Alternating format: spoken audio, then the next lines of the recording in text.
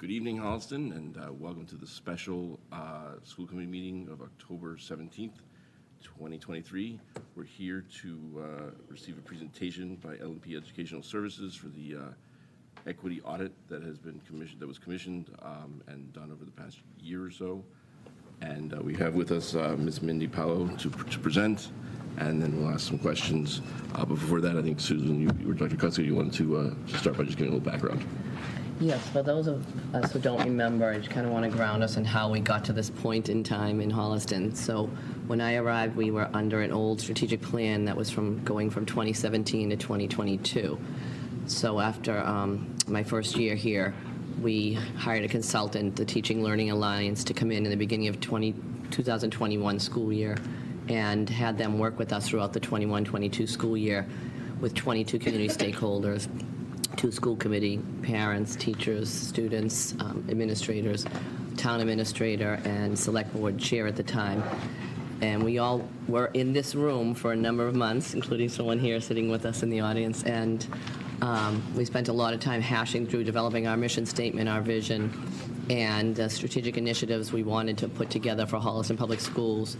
And one of the big themes that kept coming up was equity, equity, equity, and alignment of curriculum from an equity lens, looking at rigor in the curriculum, looking at programs, looking at courses, and just seeing where we could improve for students from an equity lens. And one of our initiatives was to have an equity audit. So last year, we vetted 5 different consultants, and we chose L&P Educational Services to come in and do a full equity audit, having someone from the outside coming in so it has a more neutral lens. And I'll let Mindy tell you about all the stakeholders she and her team met with. But it was the strategic plan that led us to develop an equity audit. And what we do with the equity audit is going to be a result of a steering committee coming together and the community deciding what they want from this audit.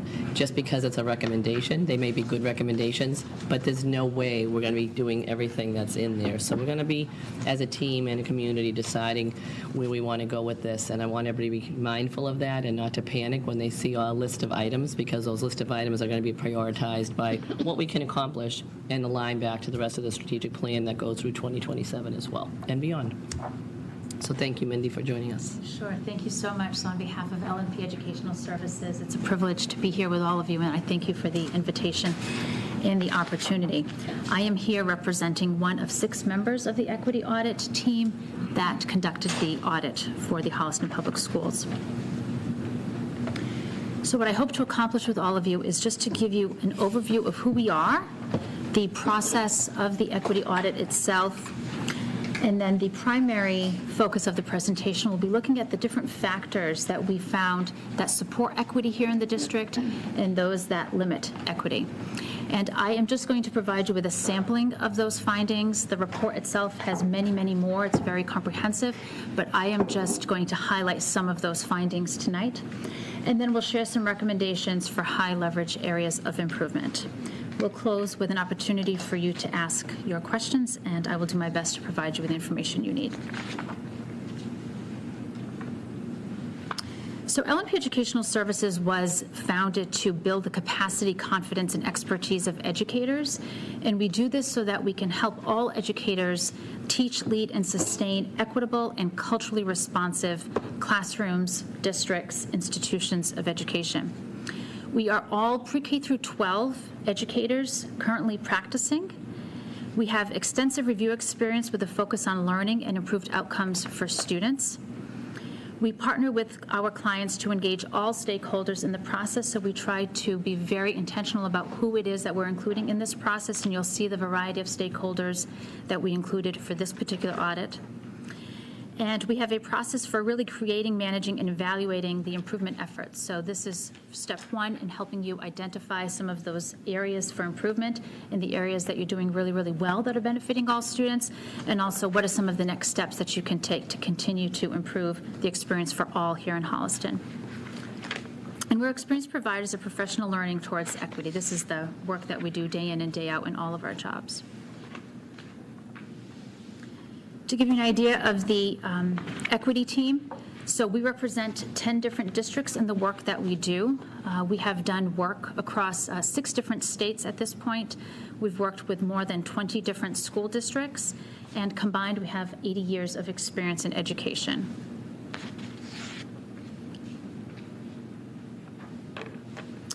So the equity audit process is designed to address 5 different areas. So we want to really be able to enable all levels of leadership and staff to gain a shared understanding of the quality of education currently available to students here in the district. It's also designed to guide a process of self-reflection and directed practice. So part of this equity audit is about doing a health check of the district. Where are we? How are we doing? What do we need to do better? What can we leverage that's working really well? And that comes through the self-reflection. It's also designed to develop a shared understanding within the school community of the areas that promote equity and the priorities for improving equal access to student learning. Further, the equity audit process is designed to identify needs using a structured process, and many times we'll reference a rubric that helps us gauge where the district stands in the different areas that we're reviewing. And also to enable the district to identify common patterns of professional practice across the schools so that they can better support improved outcomes for all.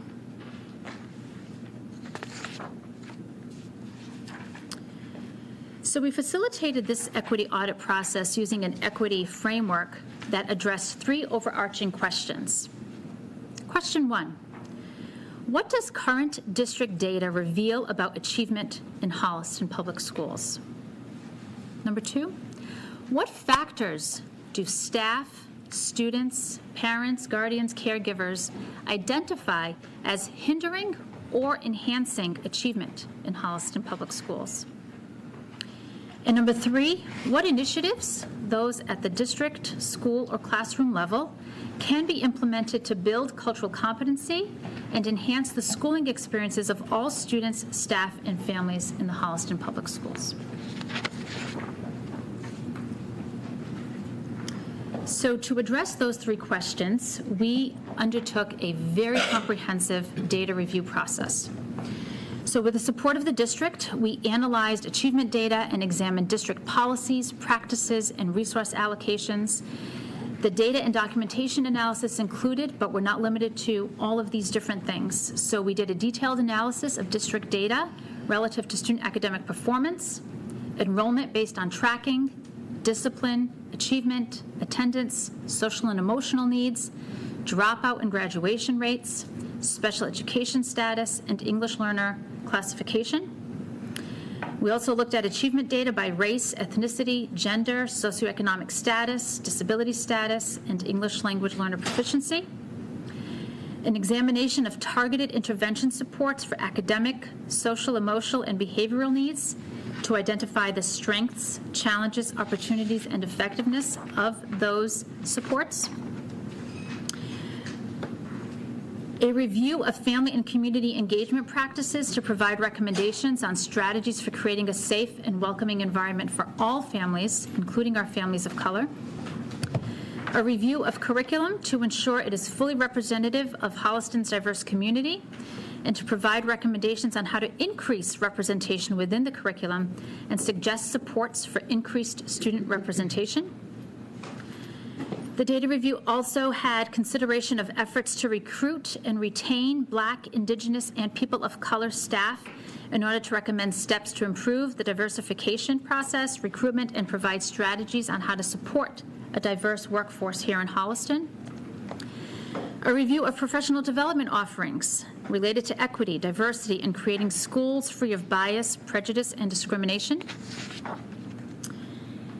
And with that, we reviewed 91 different documents and materials. This is just a sampling of some of those documents and materials. The report itself includes all of the documents and materials that we reviewed. But to give you an idea, we looked at the middle school, high school math pathway, the English department book titles by course, the Global Goals project scoring rubric, the high school bell and rotation schedule, the strategic plan, school goals and action steps. We looked at MCAS data for years 2018 to 2022, We looked at the fall 2022 kindergarten information night presentation. We looked at 22-23 safe and supportive schools end of year bullets and attendance data. If you want to see the full list of 91, please definitely reference the full report because they are all there. In terms of stakeholder input, so given the purpose and the scope of this audit, our approach was focused on a high-level understanding of equity within the district by trying to collect stakeholder experiences, that data, and also examining policies and practices. So throughout the study, while we were conducting this audit, we had 18 one-on-one interviews with school and district leaders. We also had interviews with curriculum leaders and the department leaders, and we held focus groups with various stakeholders that included students, community partners, and school committee members.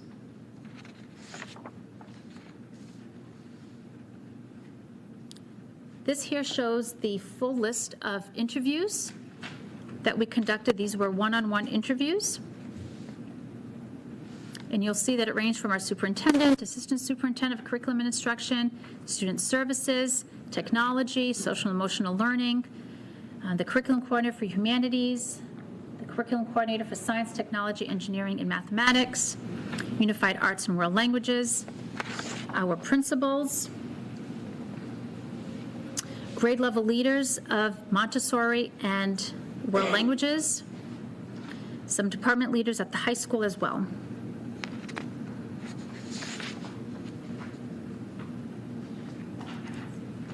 We also held 3 focus groups. We held one for students in grades 6 to 8, a focus group for students in grades 9 through 12, and then we held a community partners focus group and one for school committee members. So students, community partners, and school committee.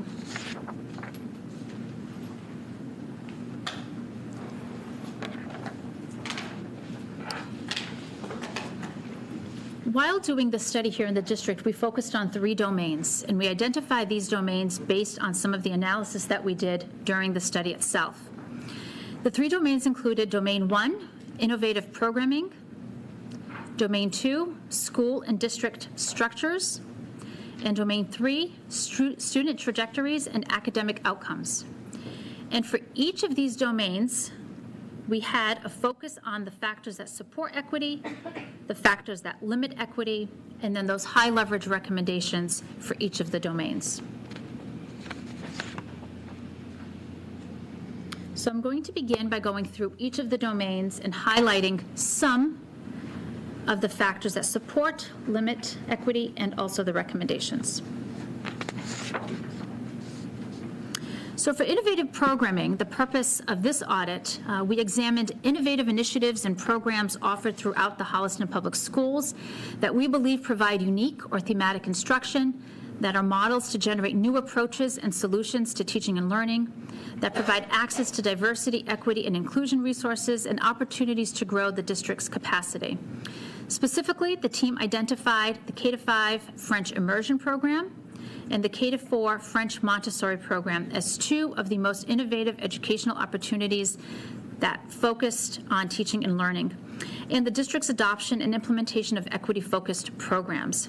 We do believe that these 2 programs could serve as models, and Holliston itself could be a model district just based on these 2 programs. Really outstanding models that we have here.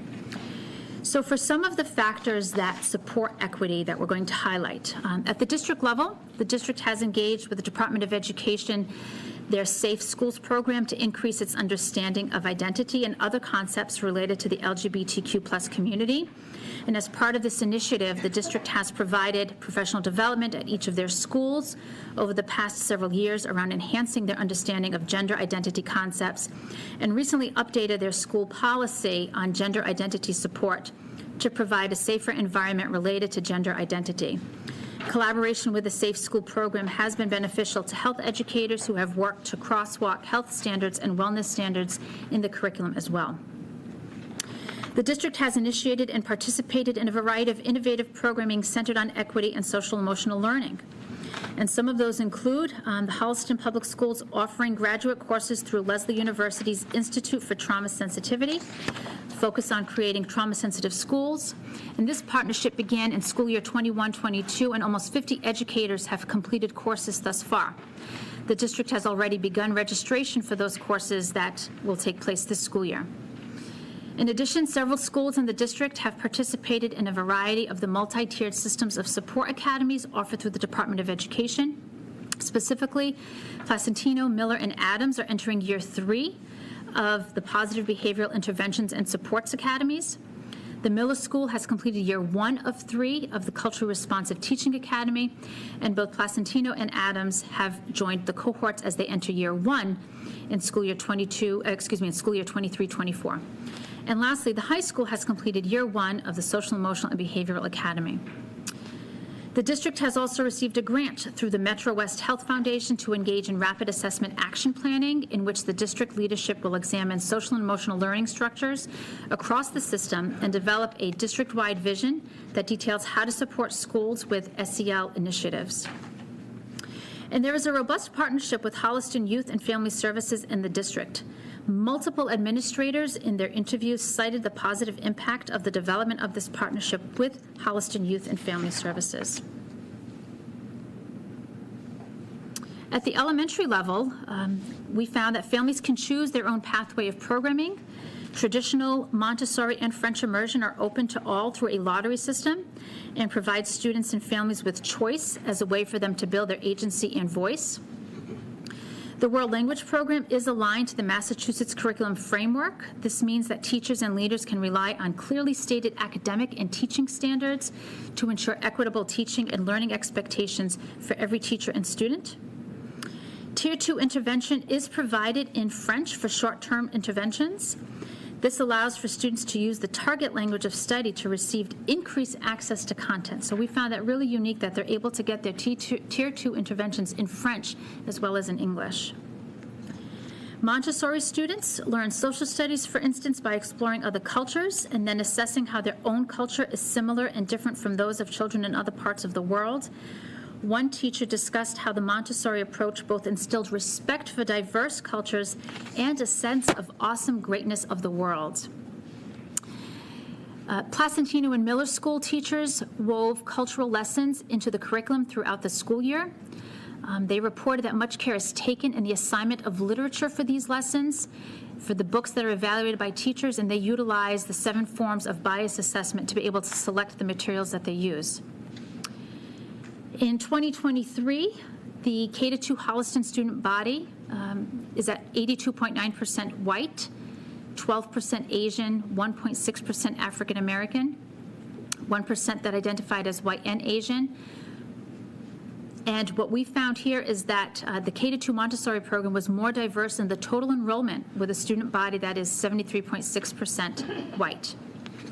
And in the report on page 20, you can see some graphs of this data. ELA MCAS scores of Montessori students in grades 3 to 4 exceeded the scores of students in a traditional education program and French immersion program in years 2019, 2021, and 2022. As you may know, that the state did not report data for MCAS in 2020 due to COVID. At the secondary level, some of the innovative programming pieces that we want to highlight. The high school offers a business program that appeals to many students. Some of those courses include hospitality and tourism, design thinking, marketing and accounting, and a number of students actually discussed that business program that is available.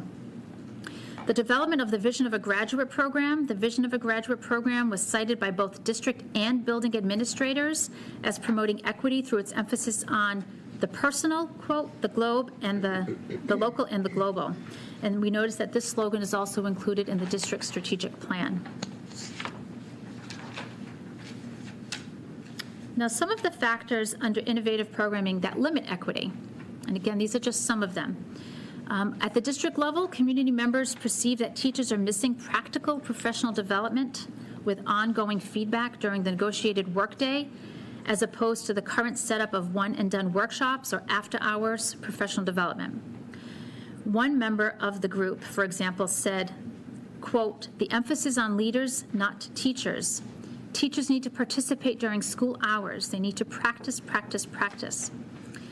This focus group pointed out that teacher materials are often old and concluded by saying, quote, "Teachers need support," end quote. There is a great deal of wisdom in these observations. If teachers are stuck in a cycle where they feel, quote, "fearful" about teaching new equity-based curricula, and that fear looks like a lack of caring to students and the parent community, then they need support and practice to get more comfortable and confident in teaching the material. In 2021, we had 9 students on the free and reduced lunch plan that were enrolled in the Montessori classroom, so I'll move to elementary here. And that constituted just under 9% of the program's 105 students. So again, I'll repeat that, 9 students of the 105 students in 2021 were on free and reduced lunch in the Montessori program. However, 2 years later, when you look at the students who were 2021 as first and second graders now having moved to third and fourth graders, only 2 of the 66 students in grades 3 and 4 in the Montessori program were on the free and reduced lunch plan. This is similar in 2021. A total of 6 students who were classified as English learners were enrolled in the K-2 Montessori classrooms, constituting 5% of the program's 105 students. However, 2 years later, when those same students are now in grades 3 and 4, only 1 of the 66 students in the third and fourth grade Montessori program was an English learner.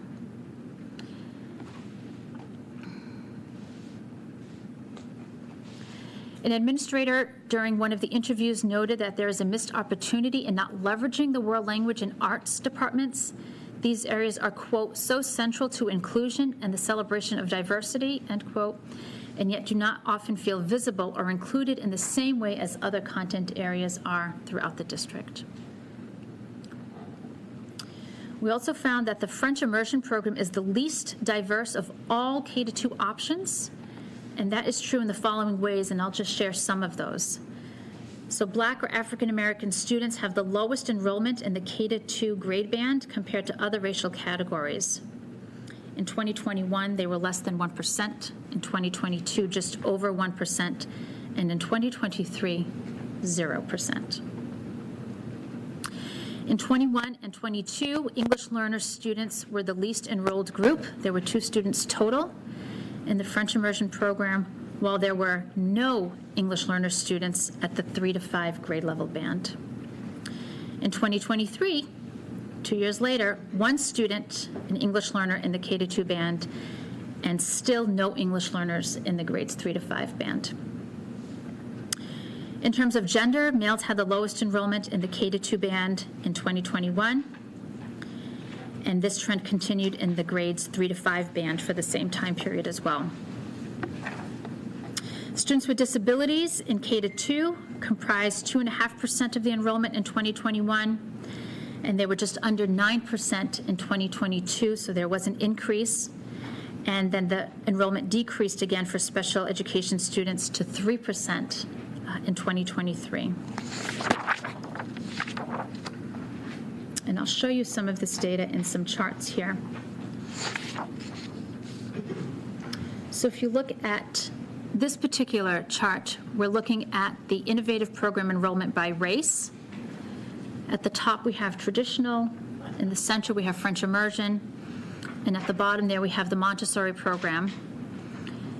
And the blue band represents students who identify as white. The red band represents students identified as Asian. The yellowish-orange color band, students who identify as African American.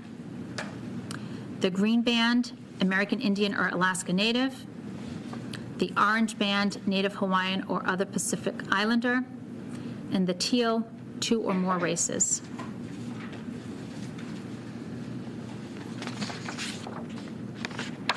And that's for 2022. And to compare that to 2023, the same set of data here, looking at traditional French immersion and Montessori, you can see the enrollment by race for 2023. Is it appropriate to ask questions, or do you have to go? No? Okay, thank you.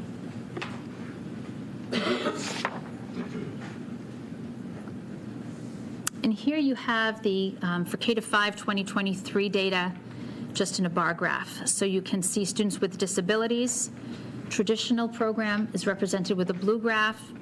The French immersion program is represented by the red bar, and the Montessori program is represented by the yellow bar. And we have this for students with disabilities, our English learners, and students on free and reduced lunch.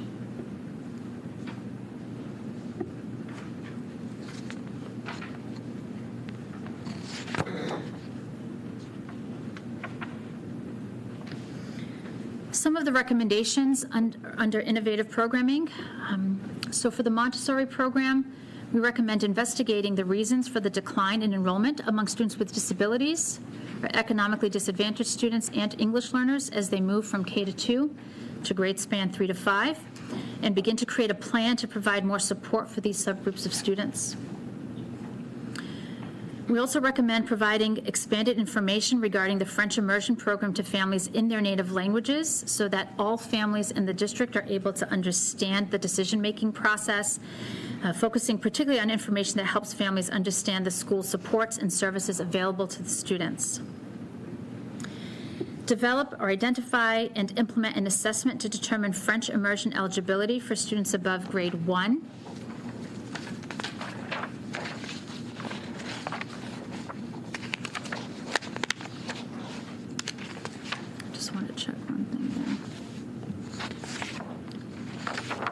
One of the things that we did find is that students are limited to enter the French immersion program beyond grade 1. That's why that recommendation is there. And again, in the report, there are many more recommendations for innovative programming.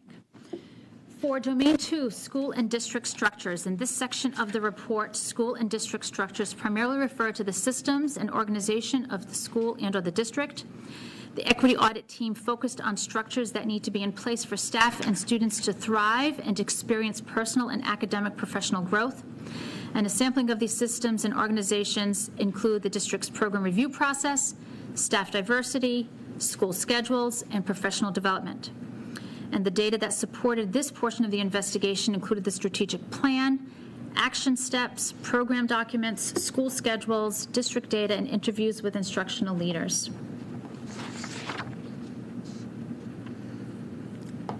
So some of the factors that support equity. Hiring a more diverse staff is named as a goal in the district's strategic plan. The superintendent has also provided teachers with an overview of the new strategic plan to, quote, create a culturally responsive learning environment, raise awareness, and identify strengths and challenges to improve systemic equity, diversity, inclusion, culture, and climate, and, quote, ensure currency, equity, and alignment of curricula. And that is named in the school goals and action steps. Teachers have been offered a variety of professional development workshops related to social justice, cultural proficiency, the LGBTQ+ community, and equity. These include professional development provided by outside consultants, including DESE's Safe and Supportive Schools Initiative and the Anti-Defamation League's No Place for Hate. The district has reestablished its curriculum review cycle. K-12 math is currently in program review. Beginning in this school year 23-24, elementary ELA, K-12 social studies, K-12 world language, and K-12 science will undergo review. We also found that there is a vertical trajectory of science and computer science. Elementary science is formally part of the schedule. It's once a week for 50 minutes in grades K-5 and is departmentalized beginning in grade 5. In middle school, the computer science program is part of the Unified Arts rotation for all students. In addition, the district has committed resources to center and support equity initiatives. For example, the district has identified and offered professional learning opportunities such as the 7 forms of bias and using texts from Zaretta Hammond, like culturally responsive teaching in the brain. The district also created and fully funded a position focused on equity, the Director of Social and Emotional Learning and Equity. And this position is funded through the appropriation budget rather than through grants. This position was created specifically to address the aftermath of the COVID-19 pandemic for student learning and well-being. At the elementary level, some of the factors that we are identifying here that support equity.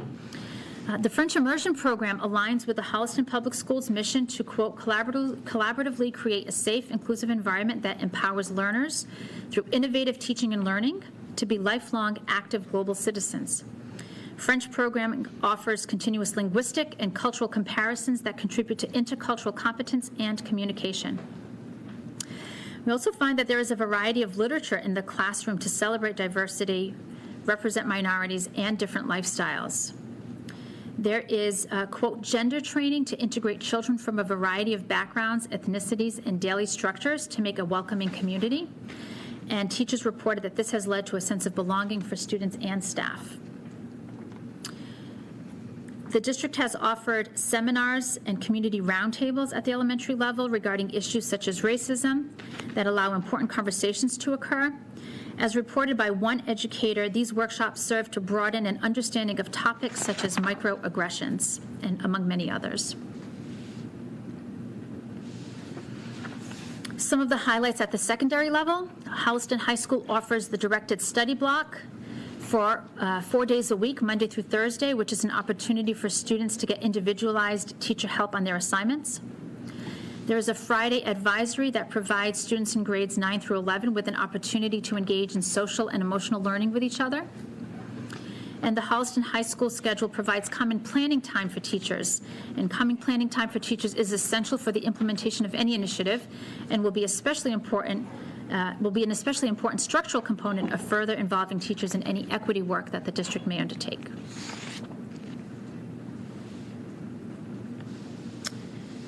Some of the factors that limit equity at the elementary level. The teaching staff is overwhelmingly white here in the district, and you can see from this visual representation, the blue portion of that pie graph there represents the number of white educators. About 93% of the educators in the district are white.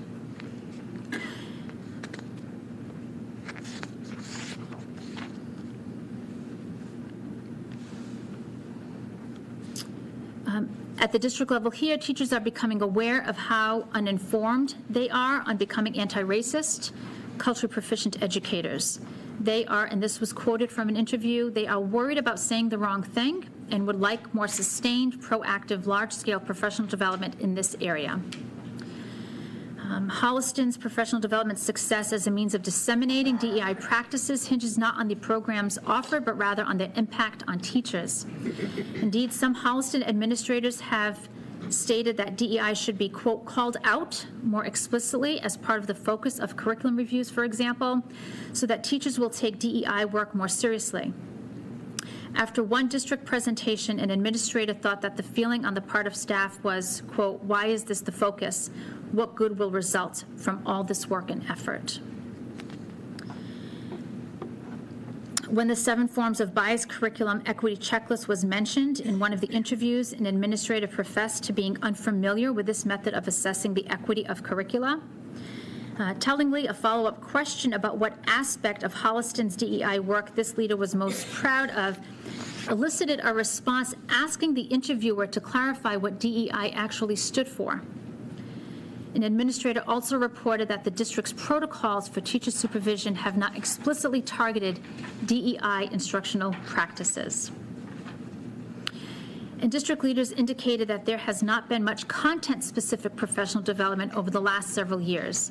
It was mentioned, however, that the establishment of the curriculum coordinator positions should allow for professional development to be more embedded now than in past years. Prior to having the coordinators, there were curriculum leads at all levels, but they taught at least part of the time while in those roles, which did not allow time for vertical and horizontal curriculum alignment in pre-K through 12.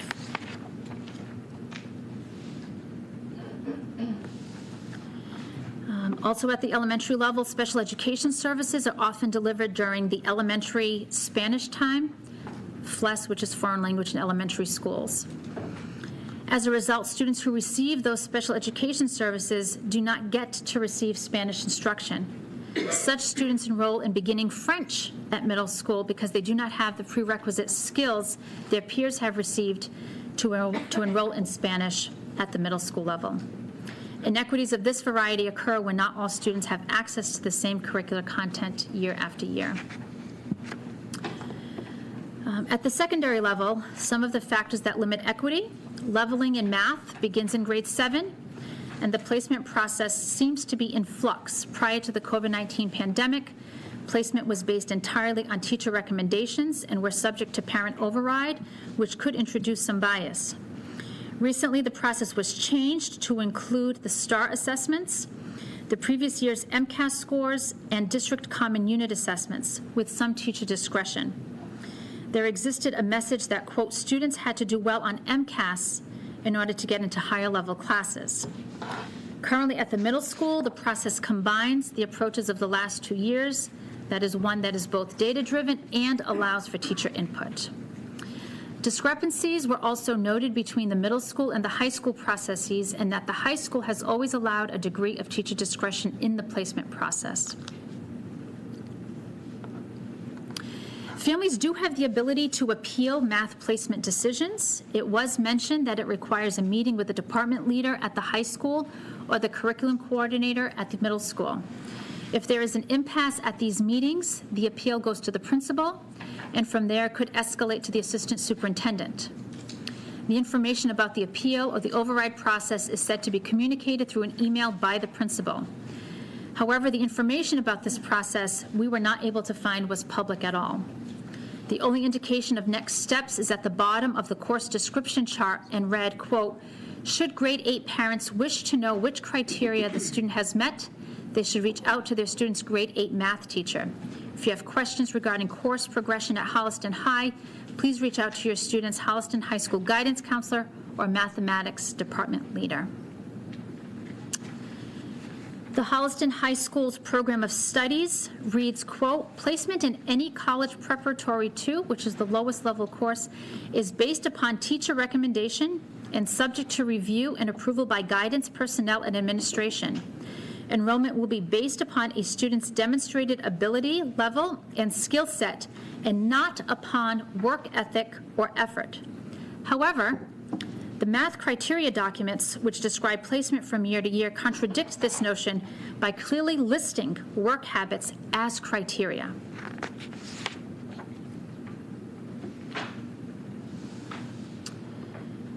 Also under Domain 2 for school and district structures, factors that limit equity at the secondary level is block scheduling. This was probably one of the most glaring areas that we found that limit equity for students at the high school. Under block scheduling at the high school, myriad concerns about the high school block schedule were expressed in interviews with various stakeholders, as well as some of the students in the focus group. Some of the stakeholders are concerned that one semester academic courses compress the time allowed for conceptual understanding and skill mastery. As a result, a student who has math during the first half of 1 year may not encounter math again until the second half of the following school year, potentially allowing a full year to pass without having math instruction. This creates a lengthy period of interrupted learning in core academic content areas, leading to gaps or leading to potential gaps in learning and learning loss. One school committee member suggested that half-year courses, quote, short circuits relationships as well. Further, students have raised concerns that some advanced placement classes are 3 terms long. This is equivalent to 1.5 years of content, and this limits opportunities to take other courses that may interest them. Given that many advanced placement courses are offered for 3 terms, equating to that 1.5 years of instruction, students enrolled in those AP courses are receiving more instructional time than students in any other course level. I'll repeat that. Students who are in our AP courses that meet for 3 terms are receiving more instructional time than students in any other course level. The block scheduling also limits students' ability to take courses such as band, chorus, and some of the art offerings. These are typically offered during the directed study block when special education support and extra support from teachers take place. Students often have to choose not to take band or these other offerings if they need extra support. Many electives are scheduled for 1 term only. This, along with the AP course schedule and offering music courses during directed study block, for example, locks the high school schedule. It limits opportunities for students, especially special education students and other students who typically have the greatest academic needs.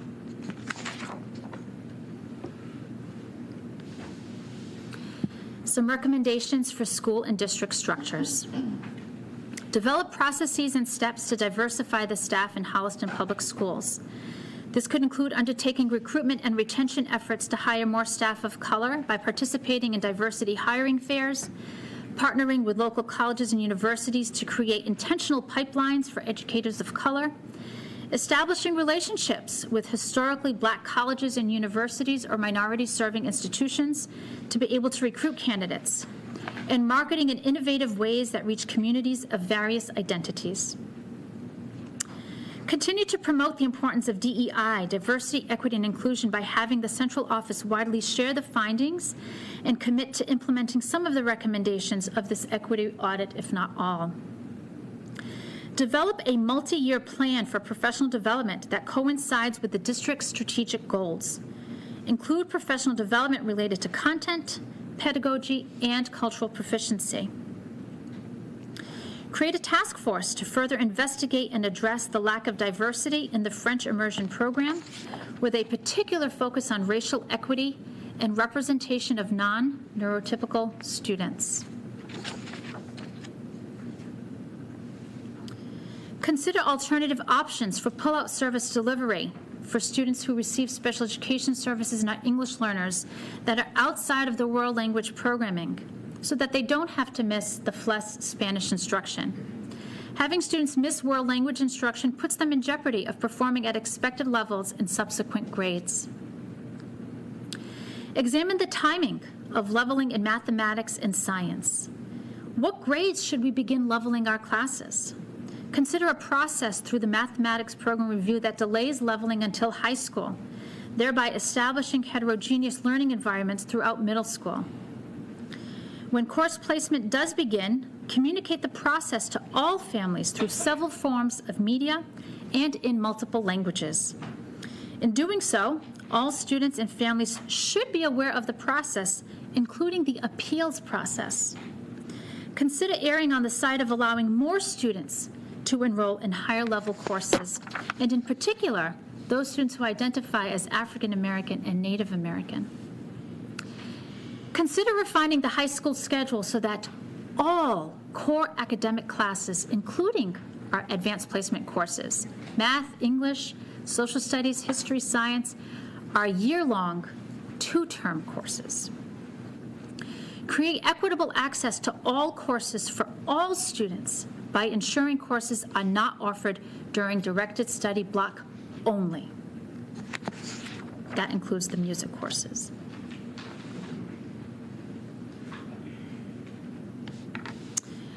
Domain 3, student trajectories and academic outcomes.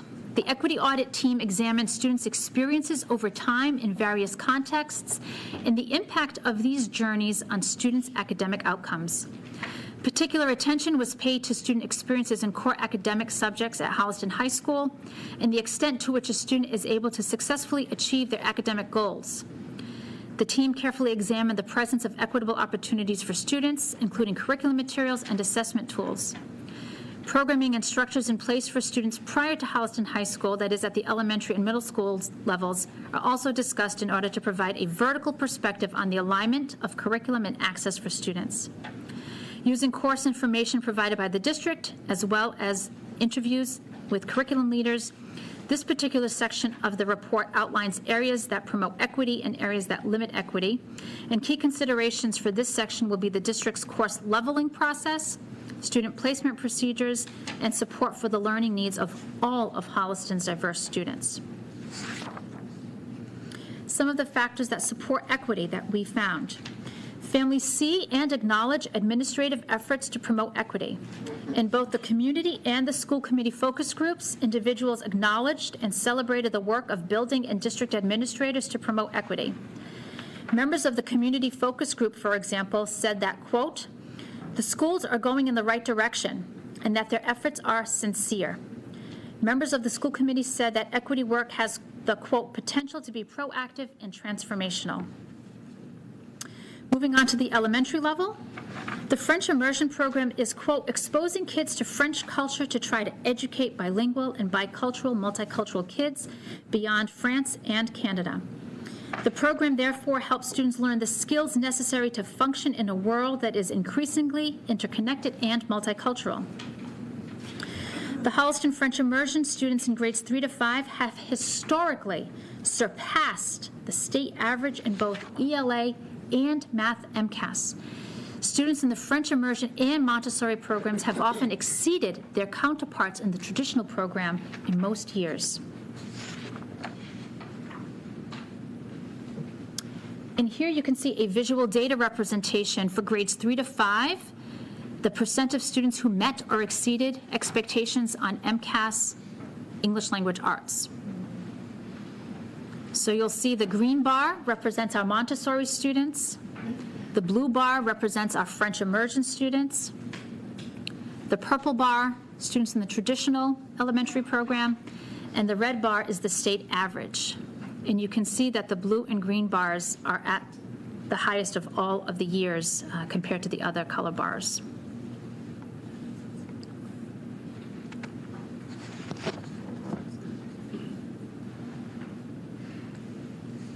And here you have the information for math.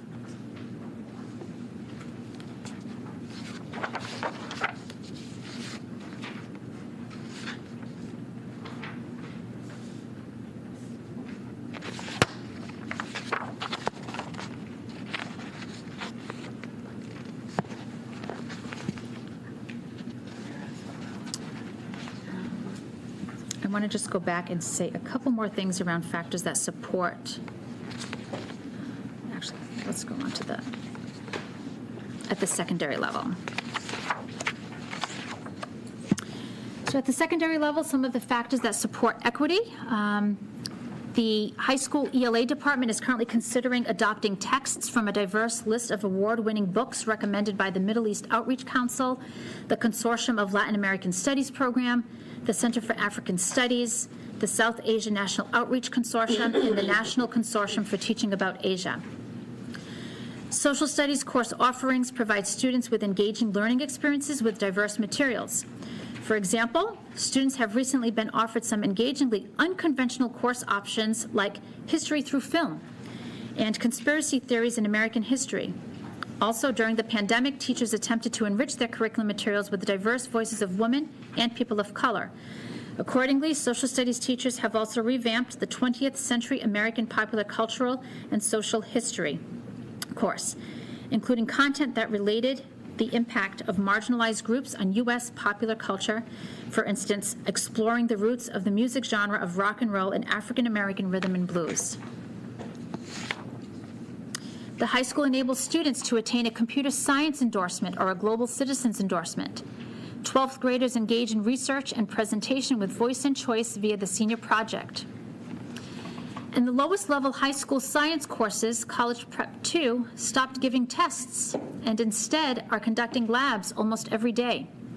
As a result, it was reported by the students and staff that these classes are engaging and bring about the joy of learning sciences. The College Prep 2 courses at the high school are sometimes co-taught in both science and in math. Some of the English learners are not receiving, I'm sorry, we're now going on to the factors that limit equity.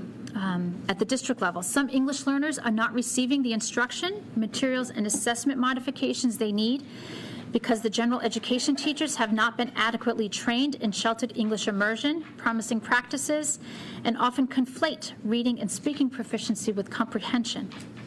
This especially negatively impacts English learners' access to honors level work. Also, attendance. Attendance is significantly lower among all subgroups across several years. According to our analysis of student attendance data in Holliston that was reported on the Department of Education website, over the past 5 years, chronic absenteeism, which is defined as being absent 10% or more of the time, has been higher for high-needs students and students of color compared to the total student population here in Holliston.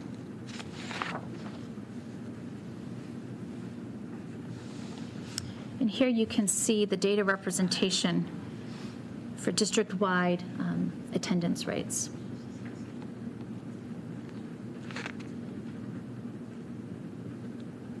And you can see that the attendance is, in terms of being chronically absent, is higher across all groups of students.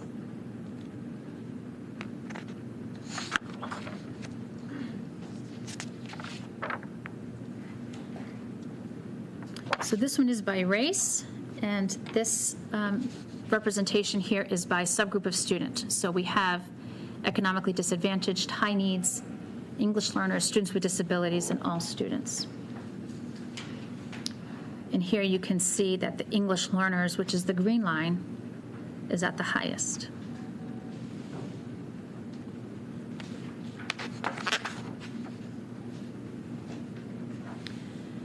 For factors that limit equity under Domain 3 at the elementary level, limited focus on the outcomes of struggling learners and the need to commit to enhancing the academic performance of these students.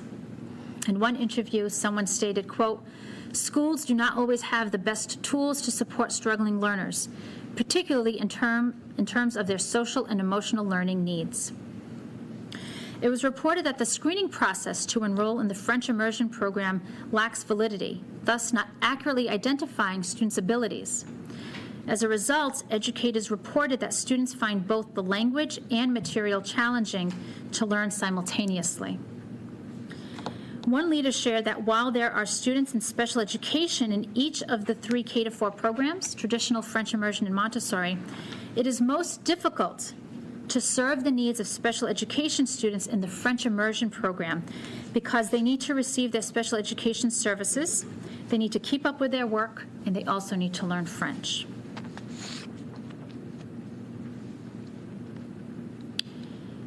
In school year 21-22, of the 60 students with disabilities, we're now at the secondary level, only 19 took advanced courses, with no disabled students taking an advanced English language arts course, while just 11% took advanced social science courses. And while in 21-22, of the 6 African American students, 4 took advanced courses, none took either the English or social science courses. Special education accommodations feel canned and are ineffective. Several students with disabilities spoke up at the student group interview at the Adams Middle School.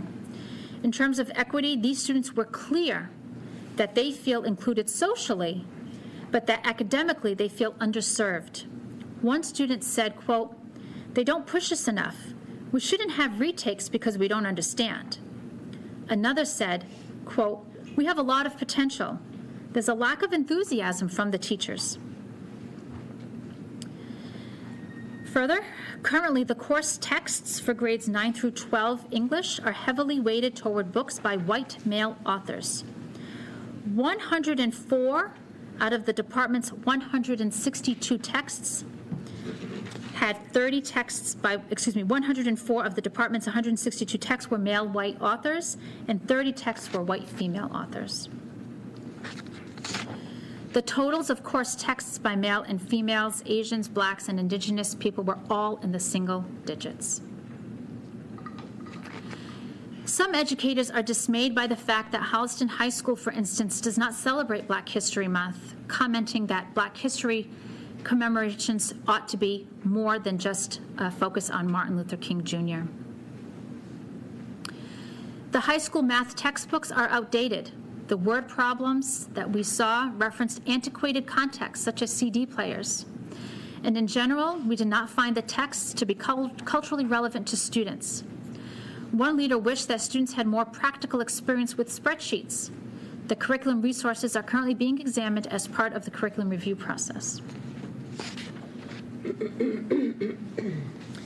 Some recommendations under student trajectories and academic outcomes. Offer effective sheltered English immersion professional development to all educators that would focus on tools and strategies for best meeting the needs of English learners in all grade levels in the district. Create a task force to investigate gaps in attendance across subgroups. Build a social emotional component across grades K to 5 focused on mitigating the impact of cohorting students in the French immersion program. Ensure that the screening process to enroll in the French immersion program is culturally proficient and honors the identities of potential students and families.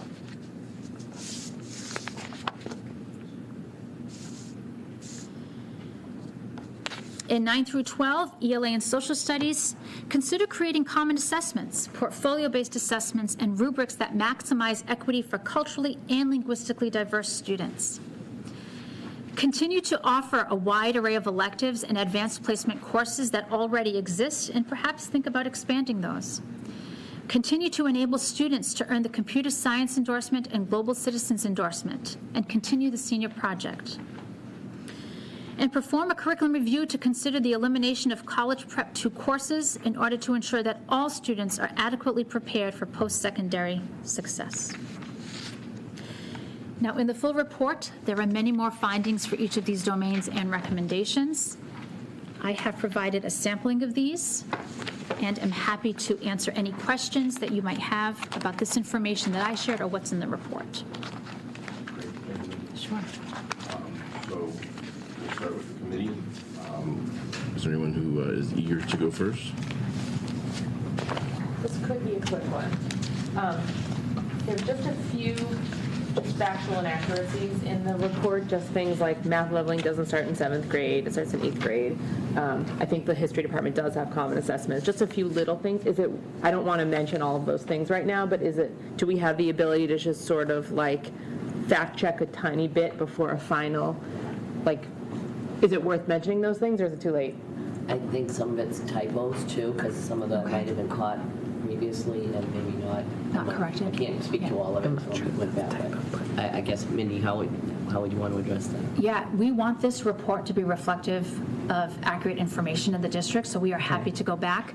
We did offer the district a fact-finding process where they could go through. It's possible that either someone from the district missed it or we missed it as well, right? So we are happy to correct any of that information. If someone wants to share it with us, we're happy to do that. Actually, if you can just go through that real quick. Yeah. Take my prerogative as chair for just a second. So where is it? There's a list of dates. So you, The front, there's yeah, there's Page those- 2. page 2. Yep. The first there you draft go. was So you provided the district with the first draft in May? Yep. Okay. And then we got back to you with some stuff, and you provided a follow-up in July? Mm-hmm. And then was there more sort of back and forth before we got to September? No, not at that point. At that Okay. point, it was just with a copy editor. Yeah. Okay, but the first, okay, so, The fact check, did that include the 18 individuals that you had one-on-one interviews with? It does not, unless the district staff that we send it to decides to have those folks do that. We send it to our primary contacts in central office to do that fact check process, but they can certainly disseminate it or handle that process however they see fit. We don't direct them in any which way. We just want to have the most accurate information in the report. So you'll be open to taking feedback on things that they might feel is inaccurate? Absolutely. Okay. Absolutely. This document is to help the district, so we certainly want it to be reflective of accurate information, for sure. Amanda, if you want to go quickly through it, I mean, there might be some questions in the audience about that, and rather than them using up any of their time for it, it's up to you. I think we should wait and let them get to the community questions. I was going to say if you want. Rather than also. We have more time to talk about it. at the Yeah, next we have meeting. more I time feel like to we talk should let about the. it. And I'm really happy to know that you're open to additional input about the facts. it's helpful. Would you be open to additional questions that we could direct to you? Because I do want to be cognizant of the many people that have come that have questions and comments about it. So as committee members, can we reach out with follow-up questions? 100%, absolutely. If you need us to come back, absolutely. We can take some time here to ask questions. Okay. And we have some time that we can get to the community, because that is very important, but at the same time, I think we need to do our due diligence as well. So go ahead. Okay. Can you explain a little bit about leveling and equity? Because I'm coming from a place where, just in my own life experience, I know that it can be very frustrating for a high-performing kid to feel like a class is moving slowly. But I've also seen how damaging it can be to a kid's self-esteem when they're in a class where a lot of the kids are going a lot faster than they do and they don't understand. So I feel like I feel like de-leveling has a lot of issues, and I want to better understand why it's considered more equitable, because from my own personal experience, I'm not. I see the idea of giving kids enough of a chance to see if they can excel, but I don't understand in general how de-leveling, why so many recommendations about de-leveling seem to be equated with equity. I'm not quite getting that.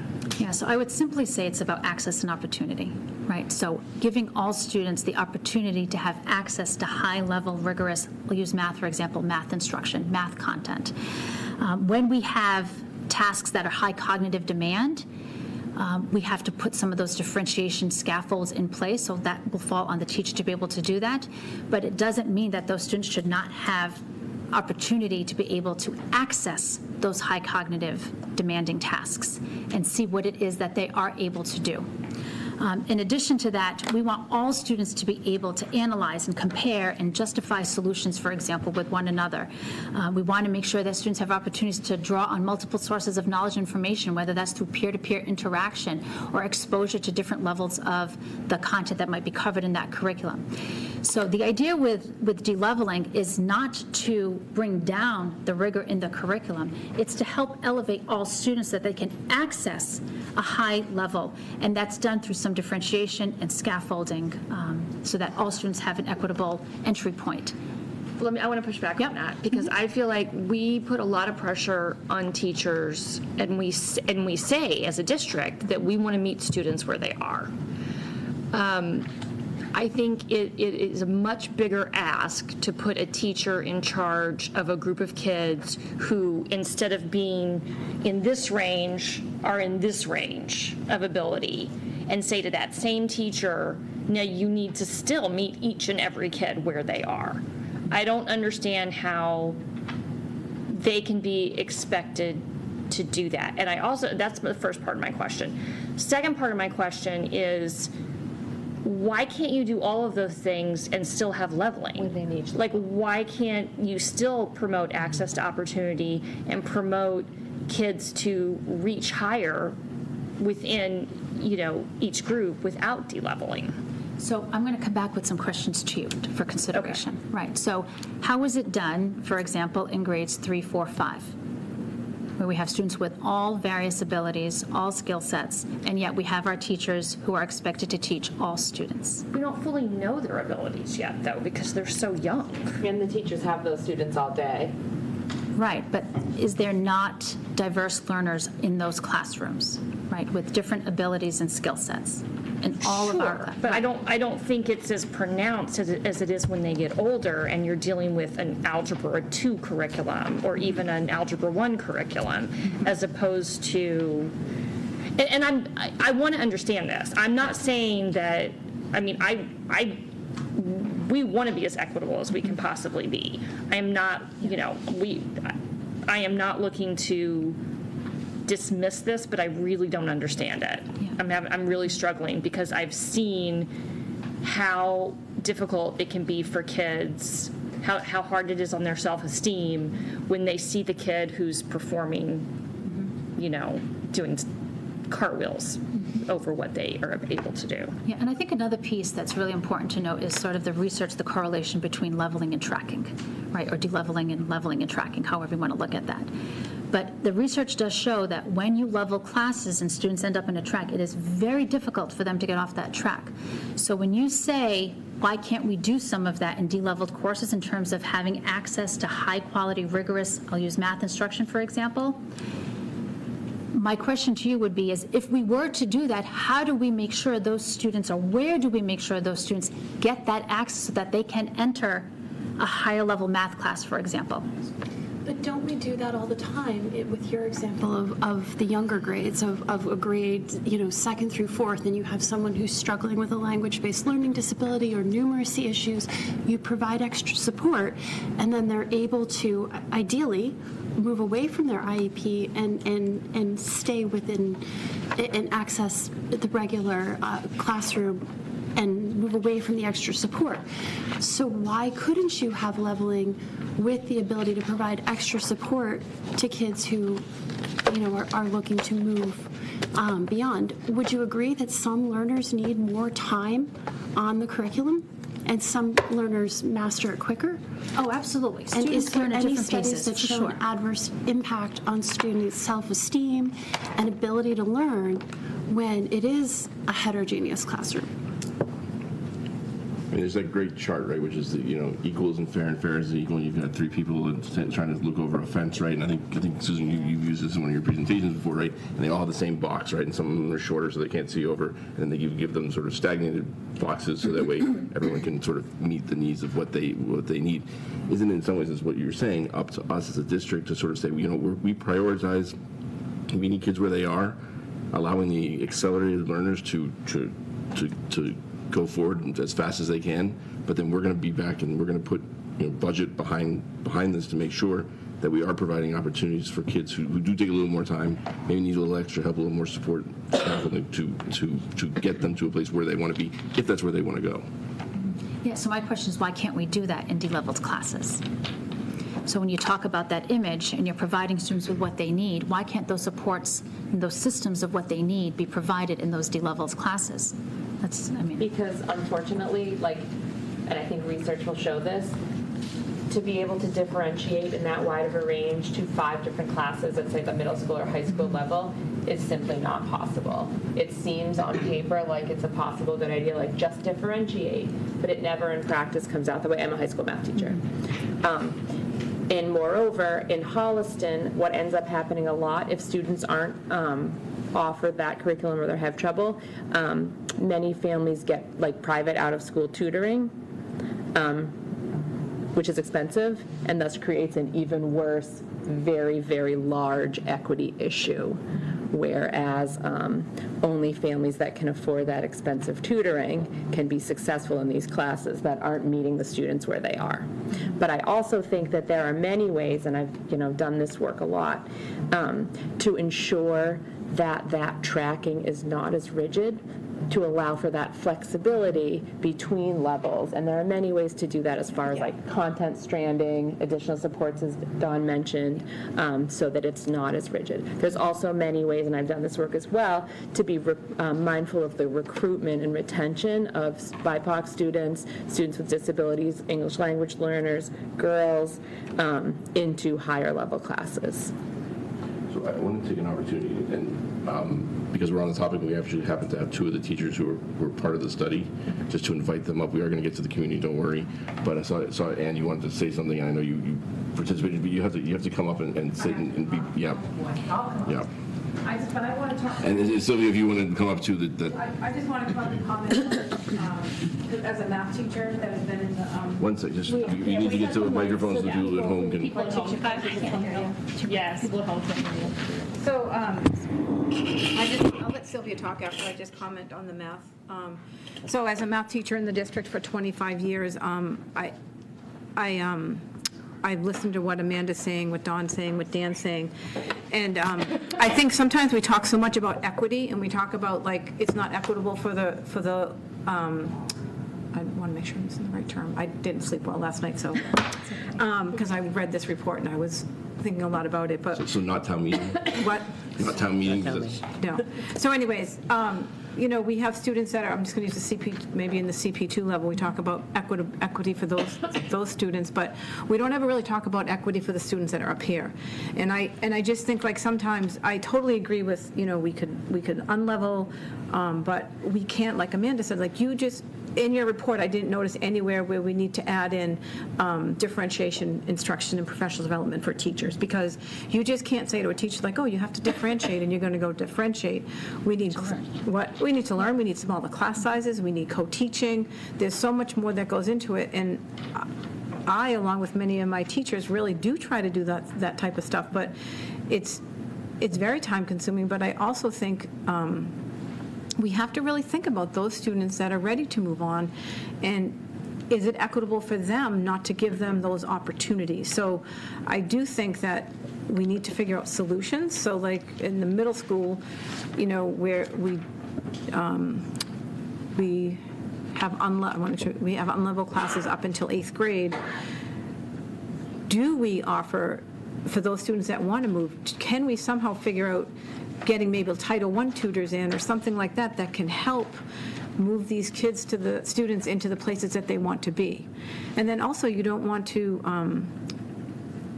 just have these students move up if they're just going to continually get frustrated. And I worry about I have a lot of empathy for students that really want to try to be at the honors level or move up to that next level, and they try so hard, and it just takes them longer, and then their self-esteem is lowered, and it's hard to witness that as a teacher. So I just think like all those things need to be thought about and talked about. And I'm just going to make one more comment, and then I'm going to give it over to Sylvia, and I'll come back. But I noticed in your comment that the CP2 math classes are invitational only, and that was done to a lot of the CP2 classes, and it was more done years ago so that students didn't just drop down into CP2 because they didn't really feel like being in a CP1 class. We wanted students to be in the least restrictive learning environment. So we really wanted only those students that really needed that repetition and followed those characteristics to be in that to be in the CP2 classes. And we do offer students tons of opportunities to move along at the high school, but we don't have those supports that we need, and I really think that's what we need to be focusing on, is like what supports do we have to put in place in order for these students that really want to try it. And I think it was Lisa, I'm sorry, that talked about how, I forget what you said, Lisa, but you had said something about how do we get these students the opportunity to move.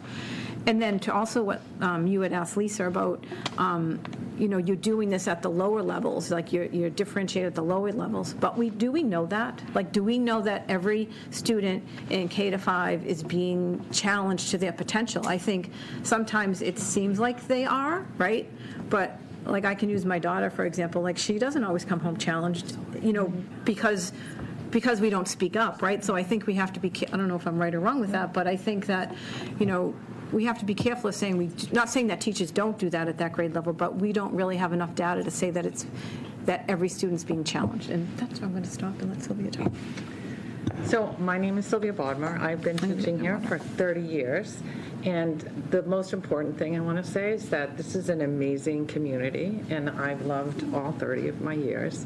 And I love what all of you just said about the, leveling, because I do think that's an issue. I'm just going to go through my notes. So there are a few things that I tried to, on page 18, and I will say that I discussed this with my whole department today as well, just so you're not only getting my feedback. This line that you read out loud to everyone, one member of the group, for example, says emphasis is on leaders, not teachers. Teachers need to participate during school hours. Practice, practice, practice. I will tell you, nobody understood that of our teachers. So we need a little support there. I'm just going to go through some of my notes. Okay, also, page 25, high school, hiring process at the high school is conducted by department leaders who might not necessarily prioritize interviewing and hiring diverse candidates. I, for one, feel offended by that. We always have an admin sitting on our hiring committee. We reach out as best we can. 2 years ago, we hired 3 new fabulous science teachers. We had almost no applicants, certainly none of color.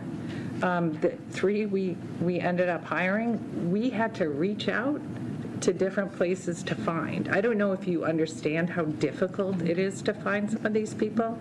We want to keep these people. So I just want people to be aware that we certainly look at all candidates. and, the identity politics line, I think our social studies department leader can speak to that more clearly. On page 26, when you wrote there were curriculum leads at all levels, this was before, and I don't have a problem with the curriculum coordinator positions. That is not an issue for me. I want to support equity and diversity, obviously, but some of these things are just not correct. So you wrote that they have taught at least part of the time while in those roles, which did not allow time for vertical and horizontal curriculum alignment. When I think 2 years ago, I don't remember, 2 years ago, the department leader role was changed, and before that, we met once a month in curriculum meetings with people from all levels. So in fact, what we had there was actually more opportunity to meet, to talk about vertical and horizontal alignment. I just want to make sure I have that correct. Prior to the current format, you Yes. thought that you had more opportunity for that. Well, we did, because all the department leaders met with leaders throughout the whole district. So there was a lot of opportunity. 25, there's like 25 staff. Was it just with the leaders, or was it with the teachers as well? That was just the leaders. So I think they're trying to focus, if I recall correctly, this is about providing professional development as well For teachers? for anyone it could be the department. So I just want to make sure we clarify. We haven't seen it. We haven't seen that. Not. Okay. The advanced placement classes in science, science has labs, in college, and I know that we have more time and we need more time because of labs, and that's generally the case in college as well. And again, I would love to speak to our AP Sciences, how many students go on to major in science in college or medical careers, and how many emails we get. It would be interesting to sort of look at graduates and where they're at, how many we get that are doing incredibly well because we've met their needs. And I think that's incredibly important. You emphasized and you restated twice equating to 1.5 years, and you said it as if that was something, I don't know, We've just extreme. never seen that in districts. Well, okay. So if you look, and again, you'd have to go to many other different models, but a lot of times science has longer blocks or more time because of labs. But the other point is that students here, and I am completely open to looking at new schedules. I'm not tied to anything that will help students, I would support. But you have to understand the way the schedule works, right? So a student might take an AP class in chemistry, or they might choose to take 2 social studies classes in a year. So you could then say, well, this many students take 2 English classes or 2 math classes, and that would be the equivalent of 2 years, even more than 1.5. So I feel like there's not a great understanding of how the high school schedule really works. Students can take 8 full-year courses in our block scheduling. Again, I'm not saying that's the best schedule at all, but 8 full-year courses does allow them to try a lot of different things, which is, I don't know, somewhat aligned with diversity. Another thing on the bottom of 28 is this whole appeal process that I fully don't understand. So a few years ago in the high school, we do not meet with we do not meet with parents and students anymore to override. Anyone can override, okay, anyone. They don't have to talk to anybody. It is completely equitable. You can be in level 2 and you can take AP chemistry, and we absolutely support that. Like, if a student wants to try, we want them to try. We have filled AP chemistry sections because people want to try, because we've supported that. We've given them that opportunity. Anybody can override it just through a digital, I don't know what it's called. A Google form. All right, so it's not, this appeal thing. This is not accurate. Not accurate. So Bottom of 28. Bottom of 28. This was and- directly reported to us, Right. and this is not correct. I just want to make sure so we Right, correct the correct below. yes, it needs to be. It used to be that way, but It had it's been previously. gone a long time. Right. It's been gone for a long time. 4 years? Well, I don't know, I had a freshman that wasn't able to get into AP Physics because he didn't get, in whatever the grade they What expected year? him, 2 years ago. No, it's been less. But you could just put them in. We haven't had override meetings in a while. I could think process-wise, I wasn't sure whether he was, okay. if he wasn't recommended for it, then I wasn't going to override the Right. teacher. Okay. So that was my mistake, I guess. No, yeah, But yeah, I'm I'm just saying not- that if the teacher said not to do it, then I didn't do it. Right. Okay. That was 2 years ago. That was not a long time ago, it was 2 years ago. and to be clear, you guys are just talking about math and science, Yeah. right? No. No. So overall, We got yeah. rid of override meetings, I want to say at least 4 years ago. Okay. It's Thank you. just a form. And maybe, I do think that might be something that needs to be clearer. Yeah. You know, and that's a shame because I always support students trying and our AP classes are full. He's not scarred for life. So on page 32, consider refining high school schedule so that all core academic classes, including AP classes, AP is not a core academic class, it's an elective, just so you know. AP Science is elective, and students can elect, anyone can elect to take it. There are, that wording. what? We'll change that Okay, wording. thank you. So, sorry if I sounded a little. No, It's just, this is so personal for me because I get love it. it here. I've been doing it for 30 years. I think this district is amazing. Mm-hmm. I really do. I think, you know, we offer a great variety of courses. I think we try to support all students and, you know, we're not always successful.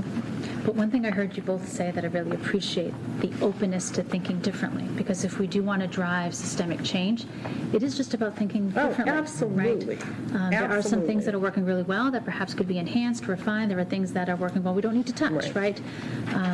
But I appreciate just the openness to really thinking differently about things in order to drive that systemic change, so. Well, thank you for letting me Stay up here speak. with me. Oh, I'm staying up here. And I thought you went back. I did, but I came back with my notes. Okay. Okay. So a lot Just a of the couple things. minutes if you do want to get. I will cut, stems off what Sylvia said. I just want to say thank you for letting me be here and have some questions.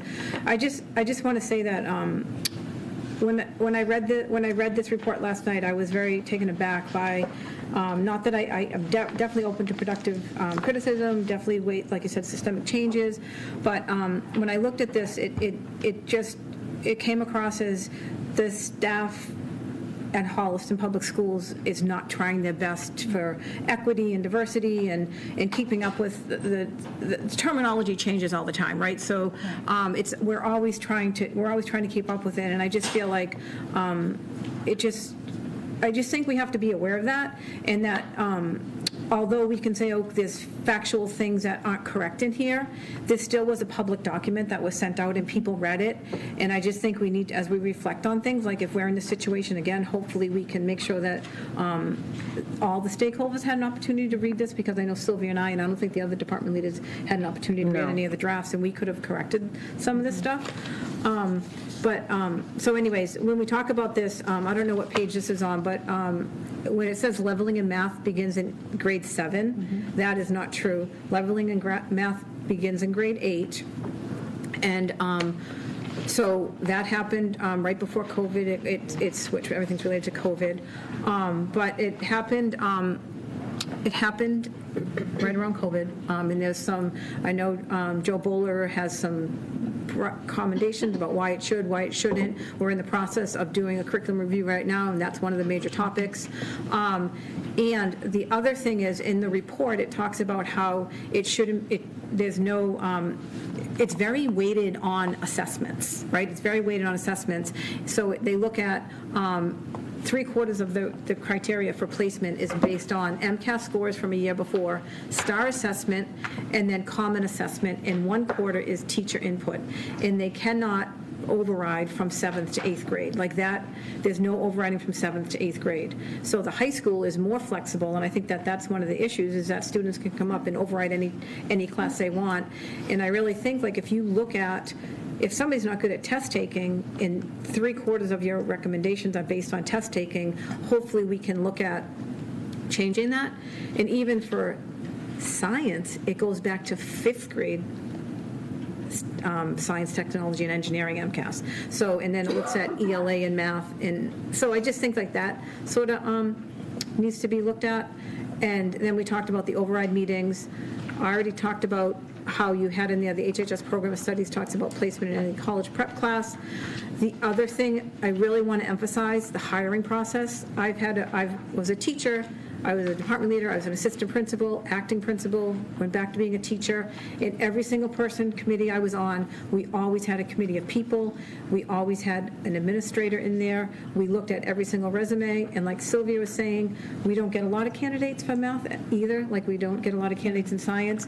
We had like 20 candidates this summer. We interviewed every single person. We phone screened every single person. So we really try to get as many people as we can.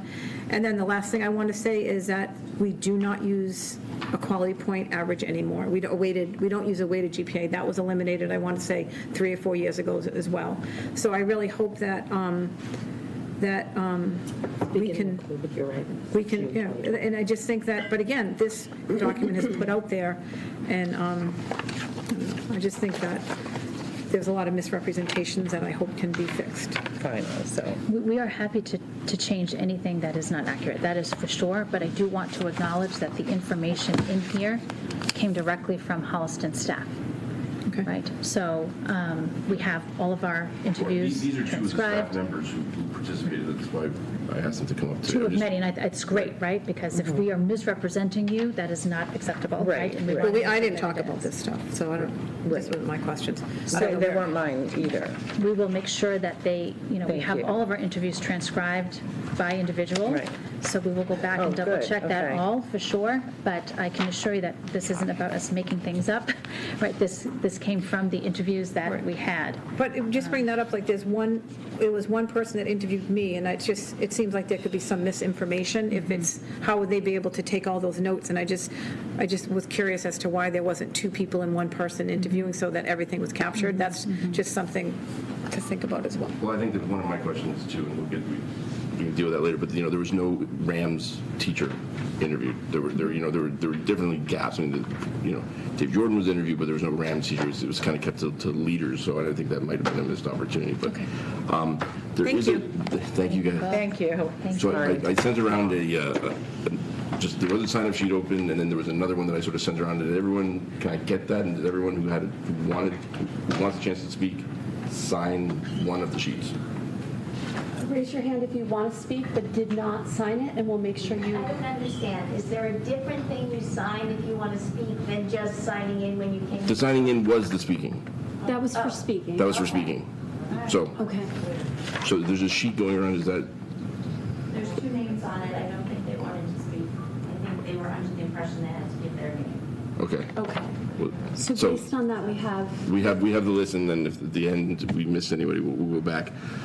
Given that we have about 10 names, we'll do 30. We'll do 3 minutes each. This is your time. It's time for public comment. I would say that this is also your time to ask questions. So, if you want to give a speech, that's fine. But this is sort of going to be your time We're going to be to. done at 7:30. We appreciate that. This is going to be your time to ask questions of the consultant or whatever you want. So you're going to do our timekeeping? Yes. Okay, so 3 minutes each, and we'll start with Mr. Pritzbeck. We just need you to come up to the table so we can get you on mic.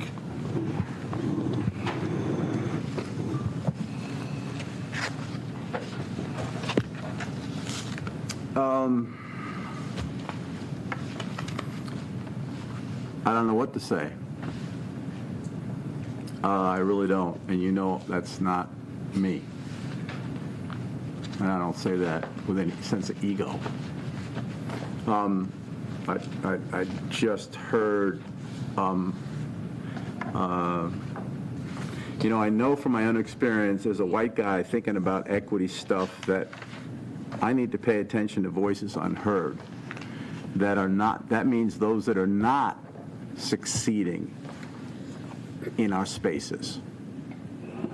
More much more than those that are frustrated because it's a challenge for them to excel. This is part of the problem with equity work. We're protecting spaces. We're not opening spaces. That's my comment. Thank you. Chinmaya?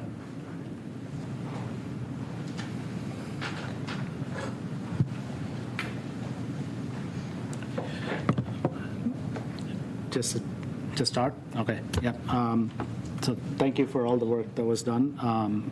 If there are issues with the data, then I guess we'll get those corrected. But I would request us to focus on the data. A lot of the stuff that I did here, I've heard from parents.